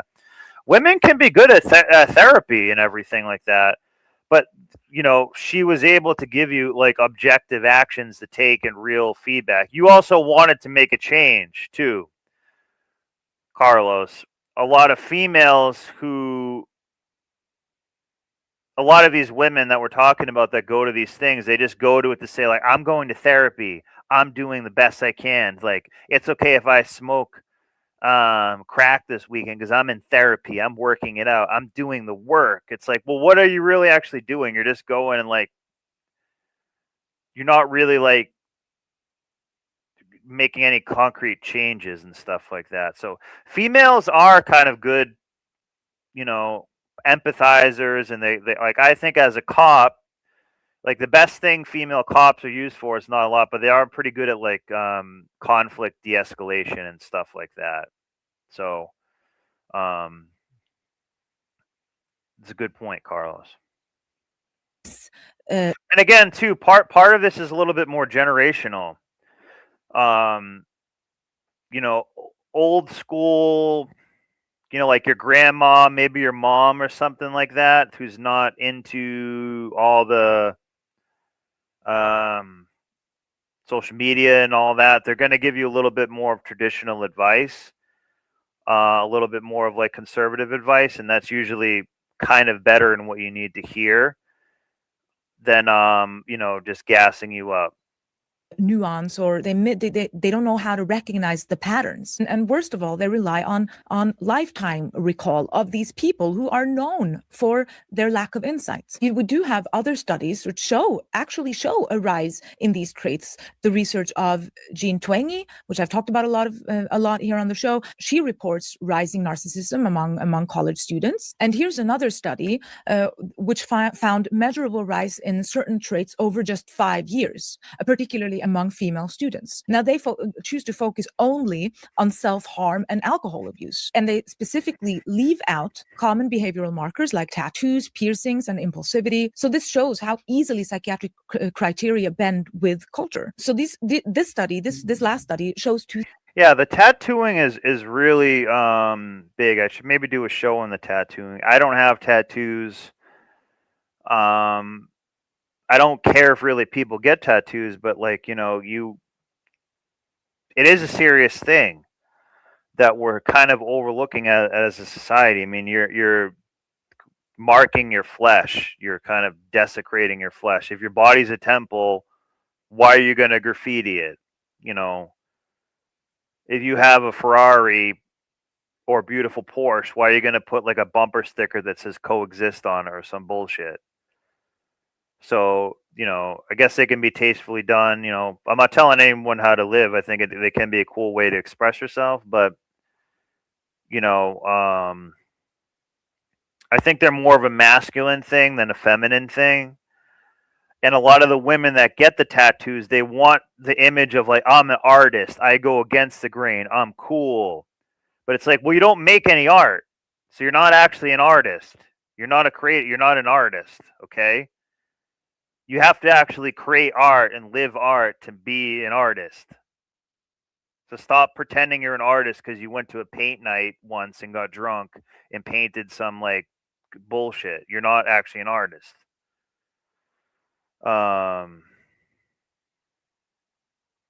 Liberty Caps writes in, exactly, who knowingly treats their body like a public toilet in the 70s? Yeah. Yeah. Hey, I did not see that coming. Things that these traits can increase over short period of time, so they can upregulate. And the other thing is that they show how easily they leave out key symptoms of the disorder. I mean, it's just ridiculous how they can just choose to leave out tattoos, piercings, and impulsivity. I mean, you do that if your intention is to obscure the true prevalence rate. The worst thing about this is that there is a push to erase the disorder, the diagnosis altogether because of the judgment on female behavior. There's a recent... See that? They're changing the rules for it. And what are the rules they're doing? They're lowering the standard, basically. They're saying, it's like, oh, it's okay if you have a demon tattoo on your hand. That's just self-expression. It's like, no, like, that's a big problem. A metaphysical, mental, spiritual, money-wise, it's like a big problem. We accept that too much now. Guardian article that illustrates exactly this. They're interviewing leading psychiatrists in the field, and they're openly proposing. What is this, Kamala Harris or something? Is this actually PTSD? Clinicians divided on... Yeah, PTSD is if like you're in a war or you see your best friend die in front of you or something like that. Like, you know, it's not because you had a bad day at work or someone held you accountable for something and now you relive it all the time like that. You know, and this goes for men too. Like, you know, I get like an example of something that I think would be worthy as like a PTSD thing, I guess, is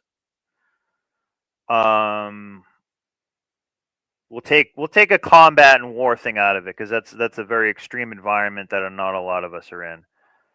But this past Christmas Eve, I was out on the lake where I live, and I was cross country skiing with my friend. Okay, and I fell into the ice and almost died, and I had to struggle to get out and everything like that. So that was not a PTSD thing for me. I'm okay. I'm going to go on the ice. I'll be okay with it. But if my friend saw me die there, that could be some PTSD for him. That's an example where I think it'd be like, I could see how he'd be messed up about that. You know, it's those type of things. These clinicians and stuff love it because it's a diagnosis. Ooh, we get to tick the box here that you have this, and now you could be more of a victim, and now I can prescribe you Xanax and Klonopin and other shit. We can prescribe you those drugs now because we have a real thing that we can put on it now.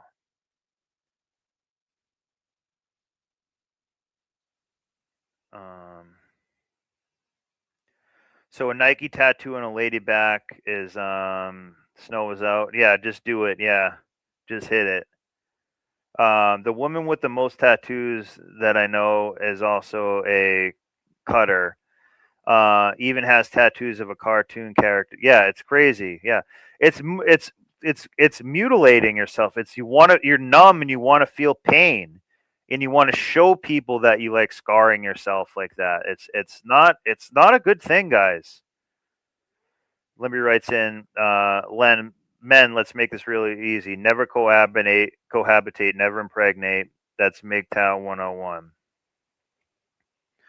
Yeah, well, this is talking about how women are not basically women are not holding each other to a high standard and accountable within the therapy world and maybe pharmaceutical world too. Advocating for replacing the borderline personality disorder diagnosis with complex post-traumatic stress disorder, CPTSD. And they justify this by citing studies showing they usually have CTPSDP. Come on now. She belongs to the streets.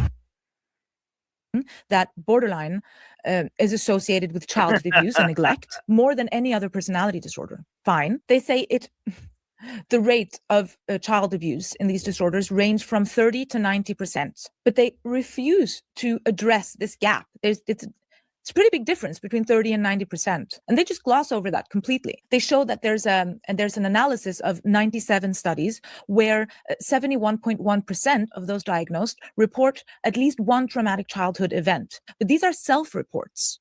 They're self-reports of a group of people. And guys, we know they exaggerate because they like being,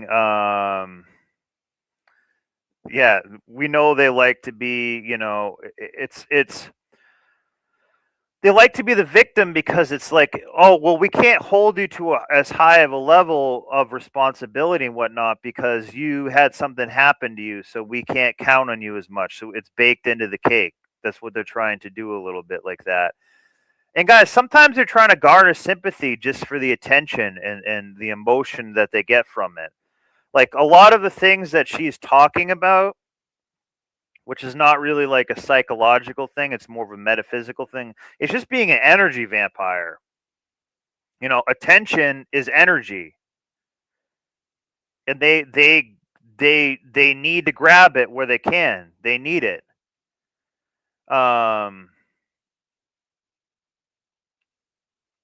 Clayton writes in, the act of transforming is medically sanctioned self-mutilation. Yeah. Oh, yeah. Changing genders and stuff. Yeah, we haven't even talked about that. Yeah, that's even more crazy. But you're right. Who have a skewed perception of reality, who are extremely emotionally volatile and prone to manipulate others. So this is all based on self-reports from those kind of people. And we have to, when you talk about this is called adverse child experiences. There's a report and then there's a scale called adverse child experiences scale. 61% of Americans, they score positively on this scale. It's meant as a research tool to see, how we can apply preventive measures. It was never meant in a clinical sort of way. And if you've ever been bullied at school, you'll score on this. So it doesn't really prove anything at all. And I think the worst thing here is that they don't distinguish between perceived abuse and neglect and verified abuse and neglect. And that's huge. That's huge right there, because they perceive everything as like, he's being creepy. He looked at me the wrong way. That's abuse. That's like grape, basic. Or, I didn't like his tone. He didn't serve me quick enough at the oil change place. So he's looking down on me. Someone called me fat once. So that's like abuse, even though I'm 300 pounds. So that's a lot of it too. Like another thing too, our younger generation, like these pathologies or diagnosis is like a badge to them. Like I have ADD, I have ADHD, anxiety, depression, I'm neurodivergent and shit. Like they like that. They like saying I'm neurodivergent. So you better get an ailment and you better get it quick. That's what they like, because it's content for them. Basically everything is going to just become content for them. Another thing is that when borderline a lot of times too, guys, they're just saying, their self-diagnosis saying this stuff.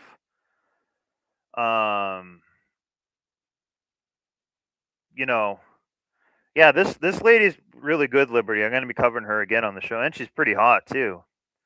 But I think she's not a Westerner. I think she's, like probably from Europe or something like that. So she's a little, maybe some Nordic country or something. She's a little bit more detached and cold and like, not like playing all this bullshit.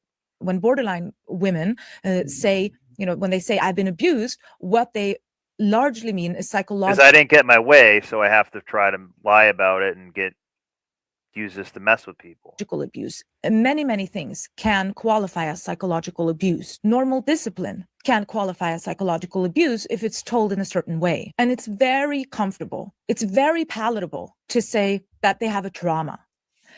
I think absolutely they have a perceived trauma. If you need more from your parents than they gave you. Yeah, so here's another thing too that's kind of bad, and it's again the women in these therapies or just they're gaslighting each other. So it becomes a self-fulfilling prophecy. So they don't have a problem, but they start building it into a real problem in their head. So that actually, it starts to create a physical response and becoming a real problem. So they're going to say, see, that is a real problem. It's like, yeah, well, it wasn't at first, but it's a snowball that you now turn into an avalanche. And that's kind of your own making because you think it's kind of what you're supposed to do. I think she's hot. Yeah, I like those big bug eyes, kind of. I think she's pretty hot. Open the door or I'm going to throw rocks through your windows, you dumb whore. Dr. Phil doesn't really think she's hot, but that's okay. You're gonna feel very negatively about your childhood. But when you say I have a trauma, that is automatically something that was done to you, and not something in your behavior, in your pattern, in your personality that you do again and again. What does this say? We need to call it what it is. When people talk like that, I have ADD, reply to them, so you are retarded. Yeah, you may as well just say, well, they're trying to make you think that they are a little bit. So like, oh, well, I have ADD, so I can't really read these. You need to do this other work for me because I can't do it because of this, or it's more difficult for me to do it. Like, I do have ADD, and I'm dyslexic and other shit, but like, you have to kind of just roll with it, basically. You know what I mean? But for them, it's like a brand. It's like their brand now. Liberty writes in, Western female superpower is trying to creating envy in others. Social media is their glass pipe. Yeah. Yeah, they're envious of these ailments. It's really an inverted society. It's really weird. We don't value like health, we value like illness, especially mentally. Mentally, spiritually, that leads and to you physically. not having a normal life. So it's much more palatable to say I have a trauma disorder than I have a borderline personality disorder. So of course. And they say neurodivergent, and we don't even know like what that means. That could just mean anything. Ideologically possessed psychiatrists and psychologists are gonna want to say that trauma broke this woman rather than admit that she has problem with her emotional regulation, she has narcissistic entitlement, she has relational aggression, she's manipulative, but they have no. I never really heard that exact term, narcissistic entitlement, but it makes perfect sense. But I've never heard it really put like that way. Hesitation in saying that about men. We've no problem saying he's so antisocial, he's a psychopath. We hear it all the time about men who are nowhere near that. Yeah, he's going his own way. He's an incel. He's a loser. He's a minimalist or something. They always will say shit like that. disorder. Now, these clinicians, they explicitly claim that borderline personality disorder is a gendered diagnosis and unfairly judge female behavior. They're right. They judge female behavior, but not unfairly. And they claim there's no symptom that a borderline personality disordered person has that a PTSD patient doesn't also have. And so this is how they just collapse the BPD diagnosis into a trauma category. And the sleight of hand is that they don't mention the traits that are unique to borderline personality disorder: identity disturbance, manipulation, impulsivity, self-harm, splitting, chronic emptiness. But these are fiendishly difficult to define and very easy to overlook. And they are often left completely to a clinician's subjective judgment. And what really concerns me is that when we reduce cluster B pathologies to mere trauma responses, I'll take callers or after this. Well, you can come up now. But we'll finish this and then we'll watch a police video which will summarize some of this behavior. completely blind ourselves to the growing prevalence. We don't want to admit how easily certain temperaments go out of control. What happens when they're left untamed? What happens when excessively neurotic women are not taught to emotionally regulate? We're trained to think that women are so harmless. They're just, they're just innocent creatures, just full of good impulses. No, they can wreak havoc, and we're not doing anything to prevent them to spiral into pathology. So when we shift the focus from misbehavior to trauma, responsibility and accountability completely fades. And those are the things they already have trouble with. And what concerns me a lot is that when they then receive trauma therapy for their trauma. Also, too, guys, they're taking away from people who really do have that away too. They're discrediting the people who really do have that. There are people who really have been in terrible situations, and they're kind of clogging up the resources that it should go to the people that really do need it. Sugar and spice and everything nice. Yeah. Posed trauma, then treatment will be about excavating presumed memories and sheltering them, rather than helping them learn to make better choices, learn to behave differently. And so now that we know all of this, the question is, what's the antidote? What can we do? So if you've enjoyed this, if you found this interesting, follow me over to Substack, go and subscribe there, and then we'll go into that. Also, I hope you will turn. And also, I hope you will tune in on Saturday at 1 p.m. Eastern. We'll do a live video. She does the OF then. On this, you can ask all of your questions. If you feel that I didn't cover anything, or you have questions about, I don't know, a relative, then I'll address that on the live video on Saturday, 1 p.m. Eastern. So I hope. Nice. I think she does a good job. Well, she's asked what you could do. Well, you could repeal the 19th Amendment. Okay, that's a start. All right, we can start taking you can start taking some of these women's rights away in Canada and France and Germany. Okay, start stripping them down of that. Okay, they've had a good go since the 60s, so they had a good 60 years now, and it's not working. It's not really working. Yeah. Yeah, we may even need to bring the burqas out. We might need to go full Islamic here. No. You know what? But that's where Islam is good. They don't tolerate any of bullshit like this. And the simps too. The simps also need to be kind of put in their place, or we need to stop the simping. We need to just basically stop social media. What we need to do is you need to do your national census and find every man who's living in a house with a single mom, and they need to be brought to a re-education camp. Yeah, they have to be brought to like an Andrew Tate camp or something like that, and they just said, Lord, something like crazy. Exactly. Yeah. So part of the reason I watch a lot of these police videos is because it does explain a lot of this pathology that they're talking about here. So we'll get off that topic for now, but this will still kind of show some of the entitlement and all the crazy stuff. So 23-year-old was seconds away from freedom. Watch what she does next. I haven't seen this, but we'll check it out. Like and subscribe if you're new, guys. Like the stream, hype the stream. Officers responded to a disturbance at a local bar where an intoxicated woman was causing problems with staff. She was given one chance to avoid arrest, a chance she wouldn't take. Hello. How are you? Good, how are you? Give it a little extra volume. Females are in this here. We want her at least to leave the premises.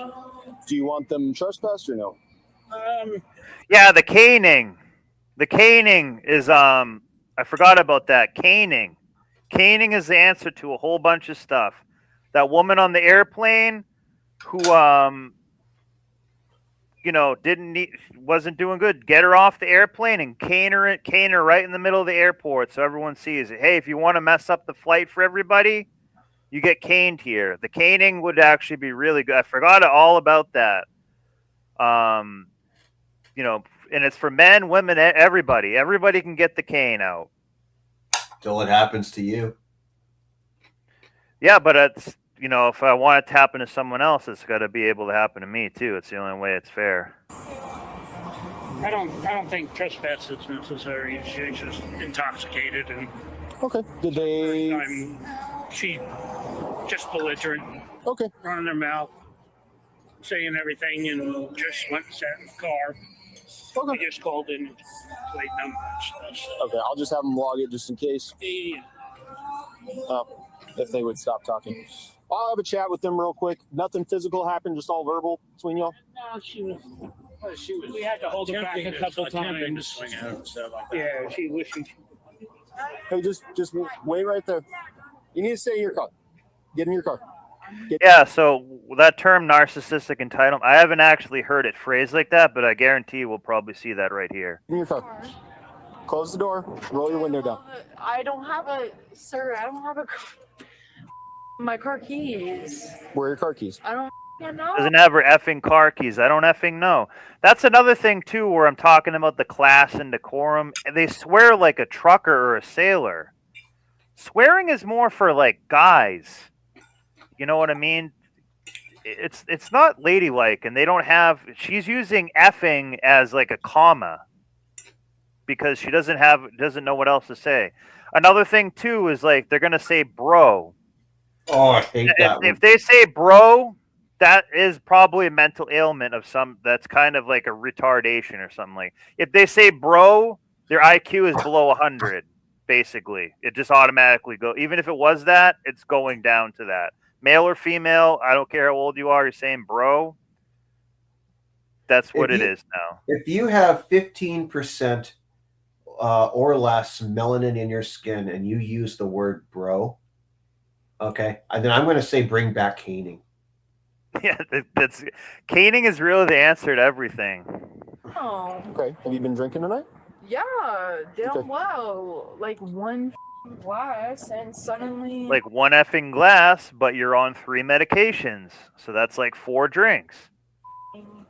I don't know where... You know, you can't find your keys. Okay, sit tight for me. Just wait. Central 338, copy attack. What's going on here? I don't f***ing know. You don't f***ing know. Okay, that's... I don't f***ing know. Okay. Who's this here? Laying down. Bro. Hello, the officer is talking to you. Tell him who you are. Tell him who you are. Tell him who you are. It's okay, girl. You good. So what's going on here with you guys fighting with the bar staff? Oh, absolutely not. I've just been sleeping together. Right. That's a lie. So let's be honest. Bro, all right. Listen, here's what we came here to. We've been here a million times, okay? I'm a little bit intoxicated, so is she, okay? So is everybody else who comes here, okay? Okay. We have a slight problem with, you know, some sort of altercation with the owner / girl who works here, right? This is my person who's passed away's mother. I'd be like, I'm so drunk, I don't even know how to answer your questions. Yeah. She's trying to like level with the guy, like, okay, we'll stop the bull. Even though they just lied, they're like, okay, now we'll stop the bullshit. Are you okay, girl?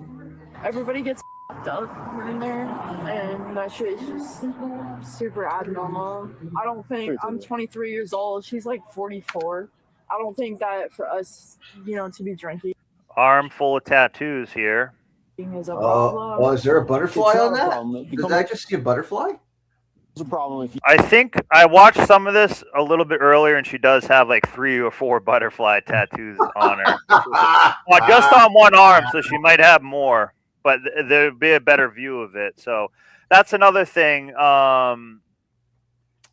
Basically, the taser is a modern replacement for the cane. Yeah, let them ride the lightning.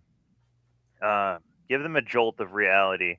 Oh, that is off. That would set me off like a motherfucker. I'm telling you, if I got tased for a little shit. Well, the taser is not for small things. It's for when it's necessary. You start. Well, I get it. I've been becomes a zapped problem by if you try 10,000 and volts drive of when you're electricity intoxicated. before. Oh, we don't buy. Who the Speak to it. why is this problem happening? We don't buy. Because you're drunk and you won't listen to them telling you to leave. Talk to them. I did just talk to Okay, them. so they said I was drunk and I'm the problem. Have you gone and talked to them about? Have you talked to me about how they might be the problem? Okay, why don't you step out? See, yeah, it's really their fault. Oh, the car, come back here. You wait in here. Come back here. We're going to my car.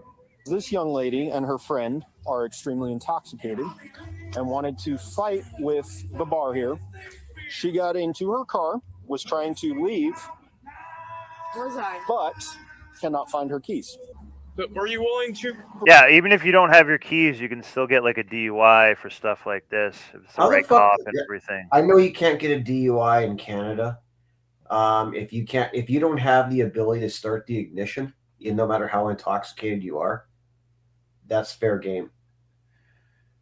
Well, in the States, Carlos is actually right. Depending on what state you're in, you can get in trouble for that. Definitely. Step out equals it's time. Yeah.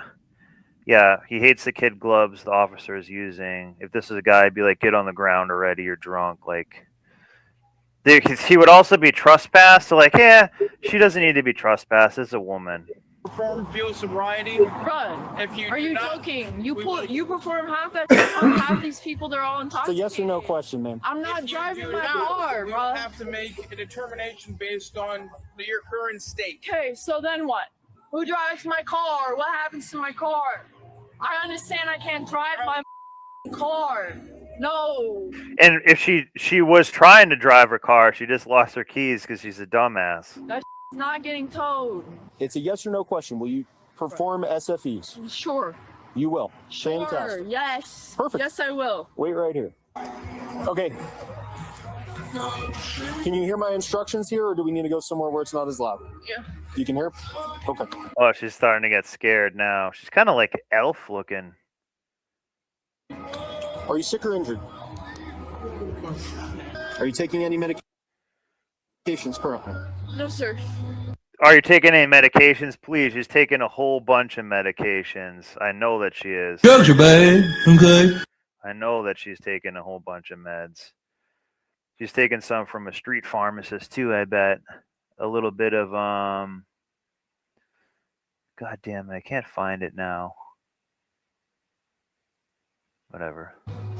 Do you have any physical handicaps? Broken a leg before? She's retarded. Or anything like that? No. Perfect.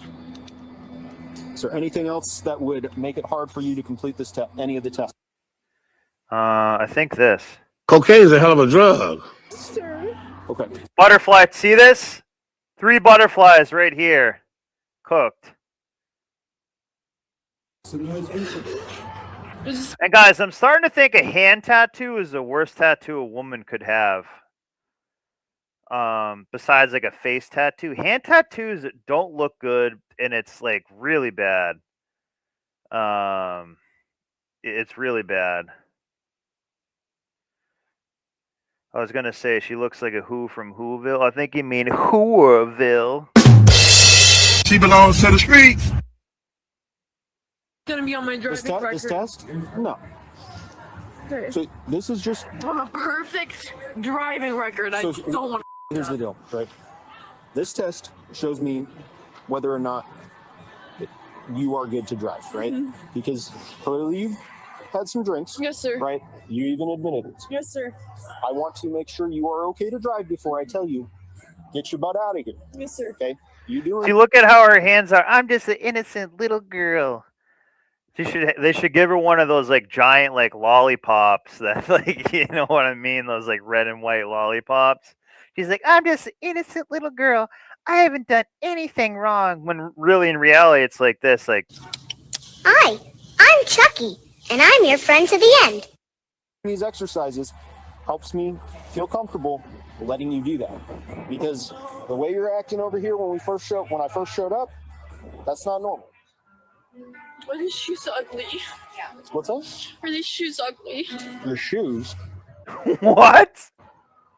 I don't know. I'm not a shoe guy. Really? Look at what I got on. Yeah, but Mine look like. But see, guys, see this. This is like where her priority is at. Are my shoes ugly? Not about like, hey, you know, how can I try to get out of this and just say to the cop like, hey, is that a dabbable tattoo on her left arm? I don't know. It might be. I gotta sit closer to the screen for this one. But yeah, I don't know, guys. What do you think about her shoes? Lock her I don't up give for a damn. me. I don't give a damn about her shoes. Yours? these look like new shoes. No, I don't think so. Who told you that? My dad. Your dad did? I know you got good shoes. Yeah, I got good shoes. They're comfortable. I don't know about nice. That's what's so upset about this is in the progress. I'm trying to figure out like. Here's the victim mindset. Here's the victim.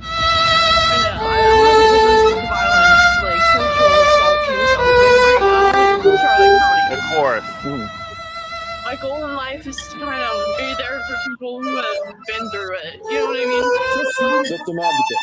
This is my victim advocate. This is my first time out, and I'm already getting, like, you know what I mean? Well, I can. See, guys, we should just let her off. She has an open case, which she probably just made up, and her goal is she just wants to be there for other people who have had a traumatic experience and just basically trauma bond with them. Open the door or I'm going to throw rock. You're ugly. You're disgusting. I'm going to kill you. Give me $200. Tell you this, it's probably not a good idea to be fighting with bartenders and stuff. Yeah, when the bartender's gonna be a grown-ass man talking to a little girl, you're not gonna see that. You're gonna see the call. You're not gonna see what happened. Well, they told you to leave, and they have the right to do so. So. Yeah, I hope. And the bar owner probably should have trespassed her, but she probably actually goes in and spends a lot on drinks or gets Sims to spend a lot on drinks. So I hope she does get, you know, some type of repercussions. Because she said she like hit a bouncer or something like that. That's, you know, you can't really do that. I understand that. I do. They do have the right to tell me to leave. You're all sorry to say that, but you don't put your hands on a child, a little girl. You're 23 years old and you started it. See, guys, how they play the victim there? You don't put your hands on a child, a little girl. She tried to say that she's a child. She's like, this is her. Well, if you're a child, then you shouldn't be drinking. And I'm your friend to the end. Exactly. If you're a child, then you shouldn't be drinking. Yep. So I stood up for myself, and here I am. Poor girl. She just, you know, she just stood up for herself. All right, my friend, hop on out for me. She probably wanted like free drinks and shit. Or you can actually stay there if you want to stay warm. So here's the deal, right? You are unbelievably lucky right now. Okay. Based on how he's simping, you performed in those exercises, if you had your keys in that car, you would be going to jail tonight. The manager at the bar here found your keys in the bathroom. Okay, so you did not have physical control of the vehicle, so you will not be going to jail for DUI. Having said that, if you get in that car and you drive that car, you will go straight to jail. Period. I'm not gonna drive it. I'm not. Well, what do you think she's gonna do? Probably. You and your friend need to find a way home, Yes, sir. because sleeping in your car in the parking lot of Gators is not the way to go. Come back for your car in the morning when you're sober, or have a friend come and get it when they're sober. See, But here I do have a not bit of a drive problem drunk. here with Go this, find your this phone, call situation. an Uber. If I don't give a fuck if she had the keys in the car. She couldn't find them even if she was in the car. Okay. So there, as much as I like to see 304s get locked up and all that, if you are physically unable to start the ignition of your car, that should be game over. There's no chance of a DUI here. What should be, but that's not the way it works in the states for the law for certain states. So, like, you are right, but you got to remember they want to incriminate you. So, like, that's how it works. Do not drive your car. I'm leaving. Okay. Some of them even have it if you're not even in the driver's seat and you have your keys on the dashboard and you're like in the back. They have crazy stuff like that. Really? You see, this is weird because I know in Manitoba here, where my province is, like this, what we consider open liquor. If you were to have a 2-4 and the box is open, that's considered open liquor. But in Ontario, the province next and east of me, you could take a bottle of beer and you could put it on the dashboard for everybody to see. It's not open liquor until it's cracked, and you can't get a DUI for that. Well, you can have that here too. You can have like beer in your car and everything as long as it's not opened. Well, no, I'm talking about sitting on your dashboard. Like if you were to have a can, yeah, you could have it on the dash. You could have it on the dash. In Manitoba, where I am, that's open liquor, and you can get shit on hard for that. It's too accessible to the driver. Yeah, they have. It's just different area to area and state. We got to remember they want to, incriminate you, so they're going to make up weird laws to do. Even if it doesn't make sense, you're going to say, "Well, I don't even have my keys. I can't physically drive the car, even if I wanted to." They'll say like, "Well, you're in the car anyway." Like, yeah, that's bullshit. They can do it, and then you may need to spend a few grand on a lawyer to try to undo it. Yeah, I'm sorry, but that's bullshit. In the United States or not. No, I know. And how are you? I just need to talk to him real quick. Because the keys were in the bathroom, I can't arrest her for DUI because she's not in control of it. She bombed everything, so she would have gone to jail if she had the keys in the car. With that, if you guys decide to trespass her, you can. She's working on getting her Uber out of here to leave y'all alone. It's just never had this problem before, so yeah. Hopefully it's just a one and done type of thing. Yeah, and like I said, if you guys change your mind and she comes back up in here, let us know and we'll kick her out. All right. Take care. It's toxic, and this is the type of shit that's gonna make a bitch get beat at home. She better not drive the car or something like that. So, to be honest, kind of what the cops should do, they should just say like, "Hey, like we'll just give you a ride home to get you out of here."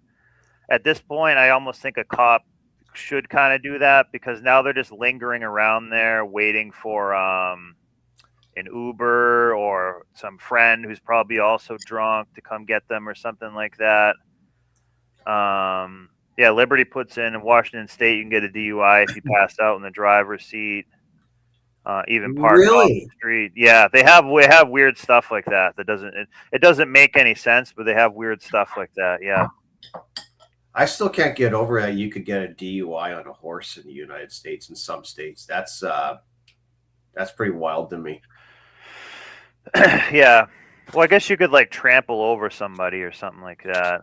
Well, here in Canada, if you had like a horse and you were walking down the highway and you were pissed drunk and you've got your flask in your hand and you're kind of hanging over like a dead carcass on the seat while your horse is kind of walking itself back home down the shoulder, the only thing you can ever get is an open liquor charge, maybe a public safety charge, but you can't get a DUI because in Canada, anything that doesn't have a vehicle identification number, depending on, this all depends on province to province, but if the machine that you're on has no vehicle identification number equipped onto the machine or apparatus, hypothetically, that's not a vehicle, and that's not being DUI, and that's not technically being under a DUI.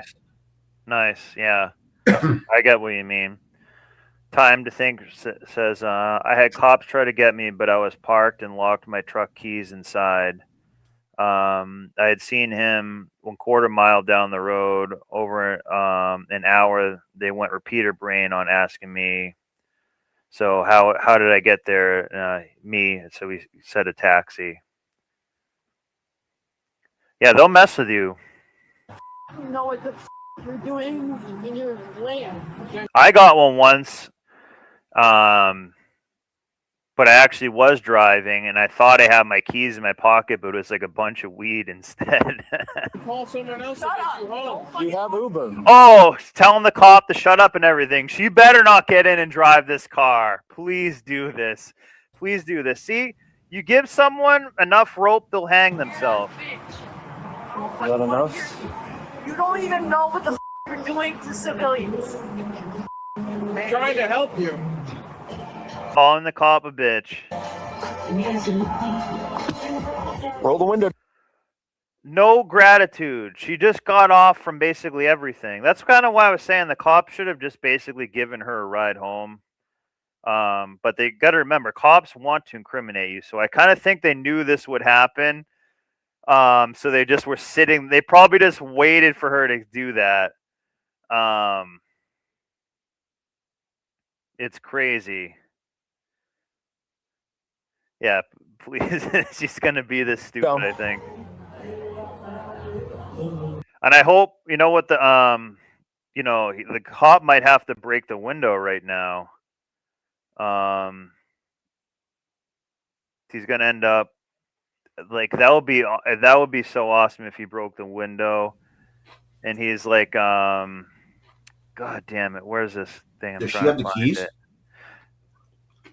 I think, yeah, no, she got the keys, yeah, because the owner found them in the bathroom, so she has the keys now. So hopefully she even starts it up. That would be even funnier. She just starts it up and drives it off. That would be insane. Crazy. So I think they just were waiting for her to try to do that.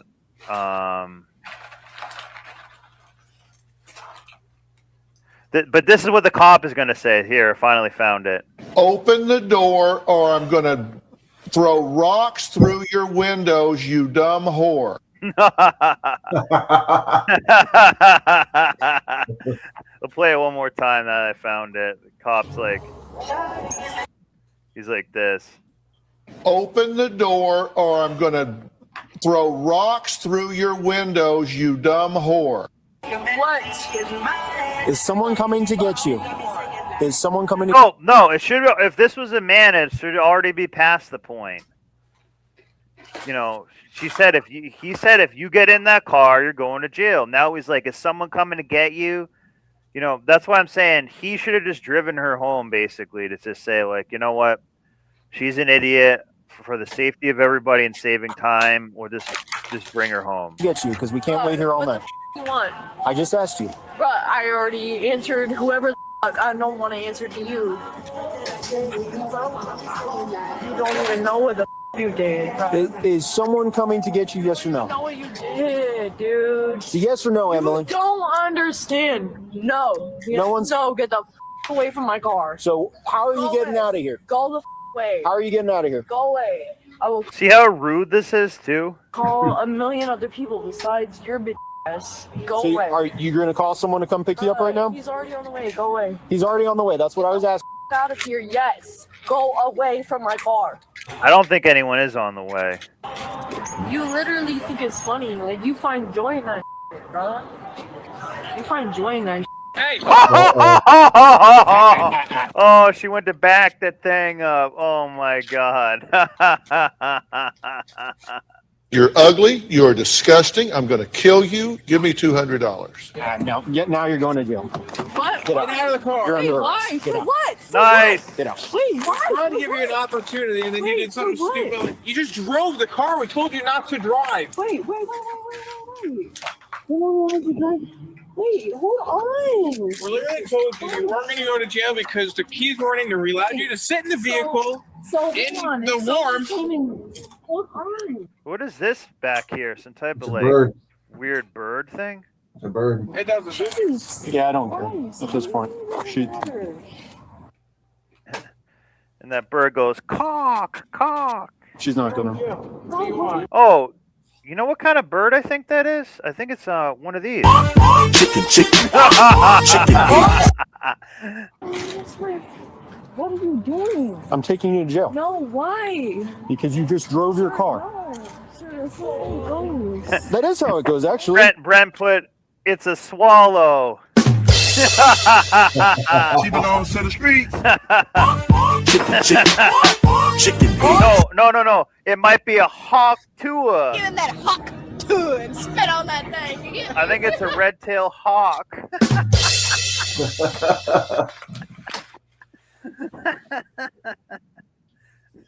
Oh man, we definitely know her snatch is a bald eagle.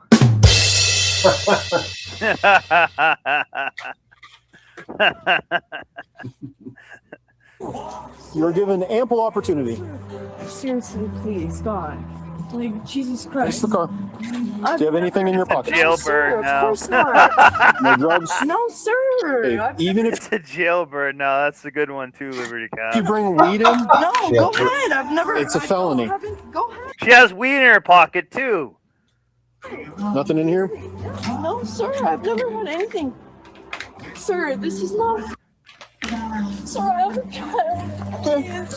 Then maybe you should make better life decisions. Please, I need help here. I don't. We tried to offer you. No, We tried to offer you help. Please let Get in me the car. talk to you. Get in the car. I'm done talking to you. No, you do not understand, sir. You do not understand, bro. All right, she's in my car. What are we doing You with do not her? understand, bro. We're going to see if she can call somebody. Where was her phone? Oh, she was just blacked out in the car. Wow. No, you're good. No, you're all good. You're fine. You just have to go get yourself home because you're too drunk to drive. Well, yeah. She's well aware of it. Yeah, I know she is. She's been straight up about that the whole time. I have a child, sir. I can't. Oh, shit. She has a child, but remember, she said that she's a child. Fucking be arrested like this shit. I need to plan shit ahead. You need to plan out getting her. Peterson was arrested and charged with DUI. Thanks for watching today's video. If you haven't already, please like and subscribe for more of our Oh content. my god. So there you go. That's the female pathology in action that we were discussing earlier. I'm going to call it a night, guys. Thanks for being here. And I'll probably do like another one tomorrow or something like that. Probably later at night. So thanks a lot, guys. Take it easy. Ciao.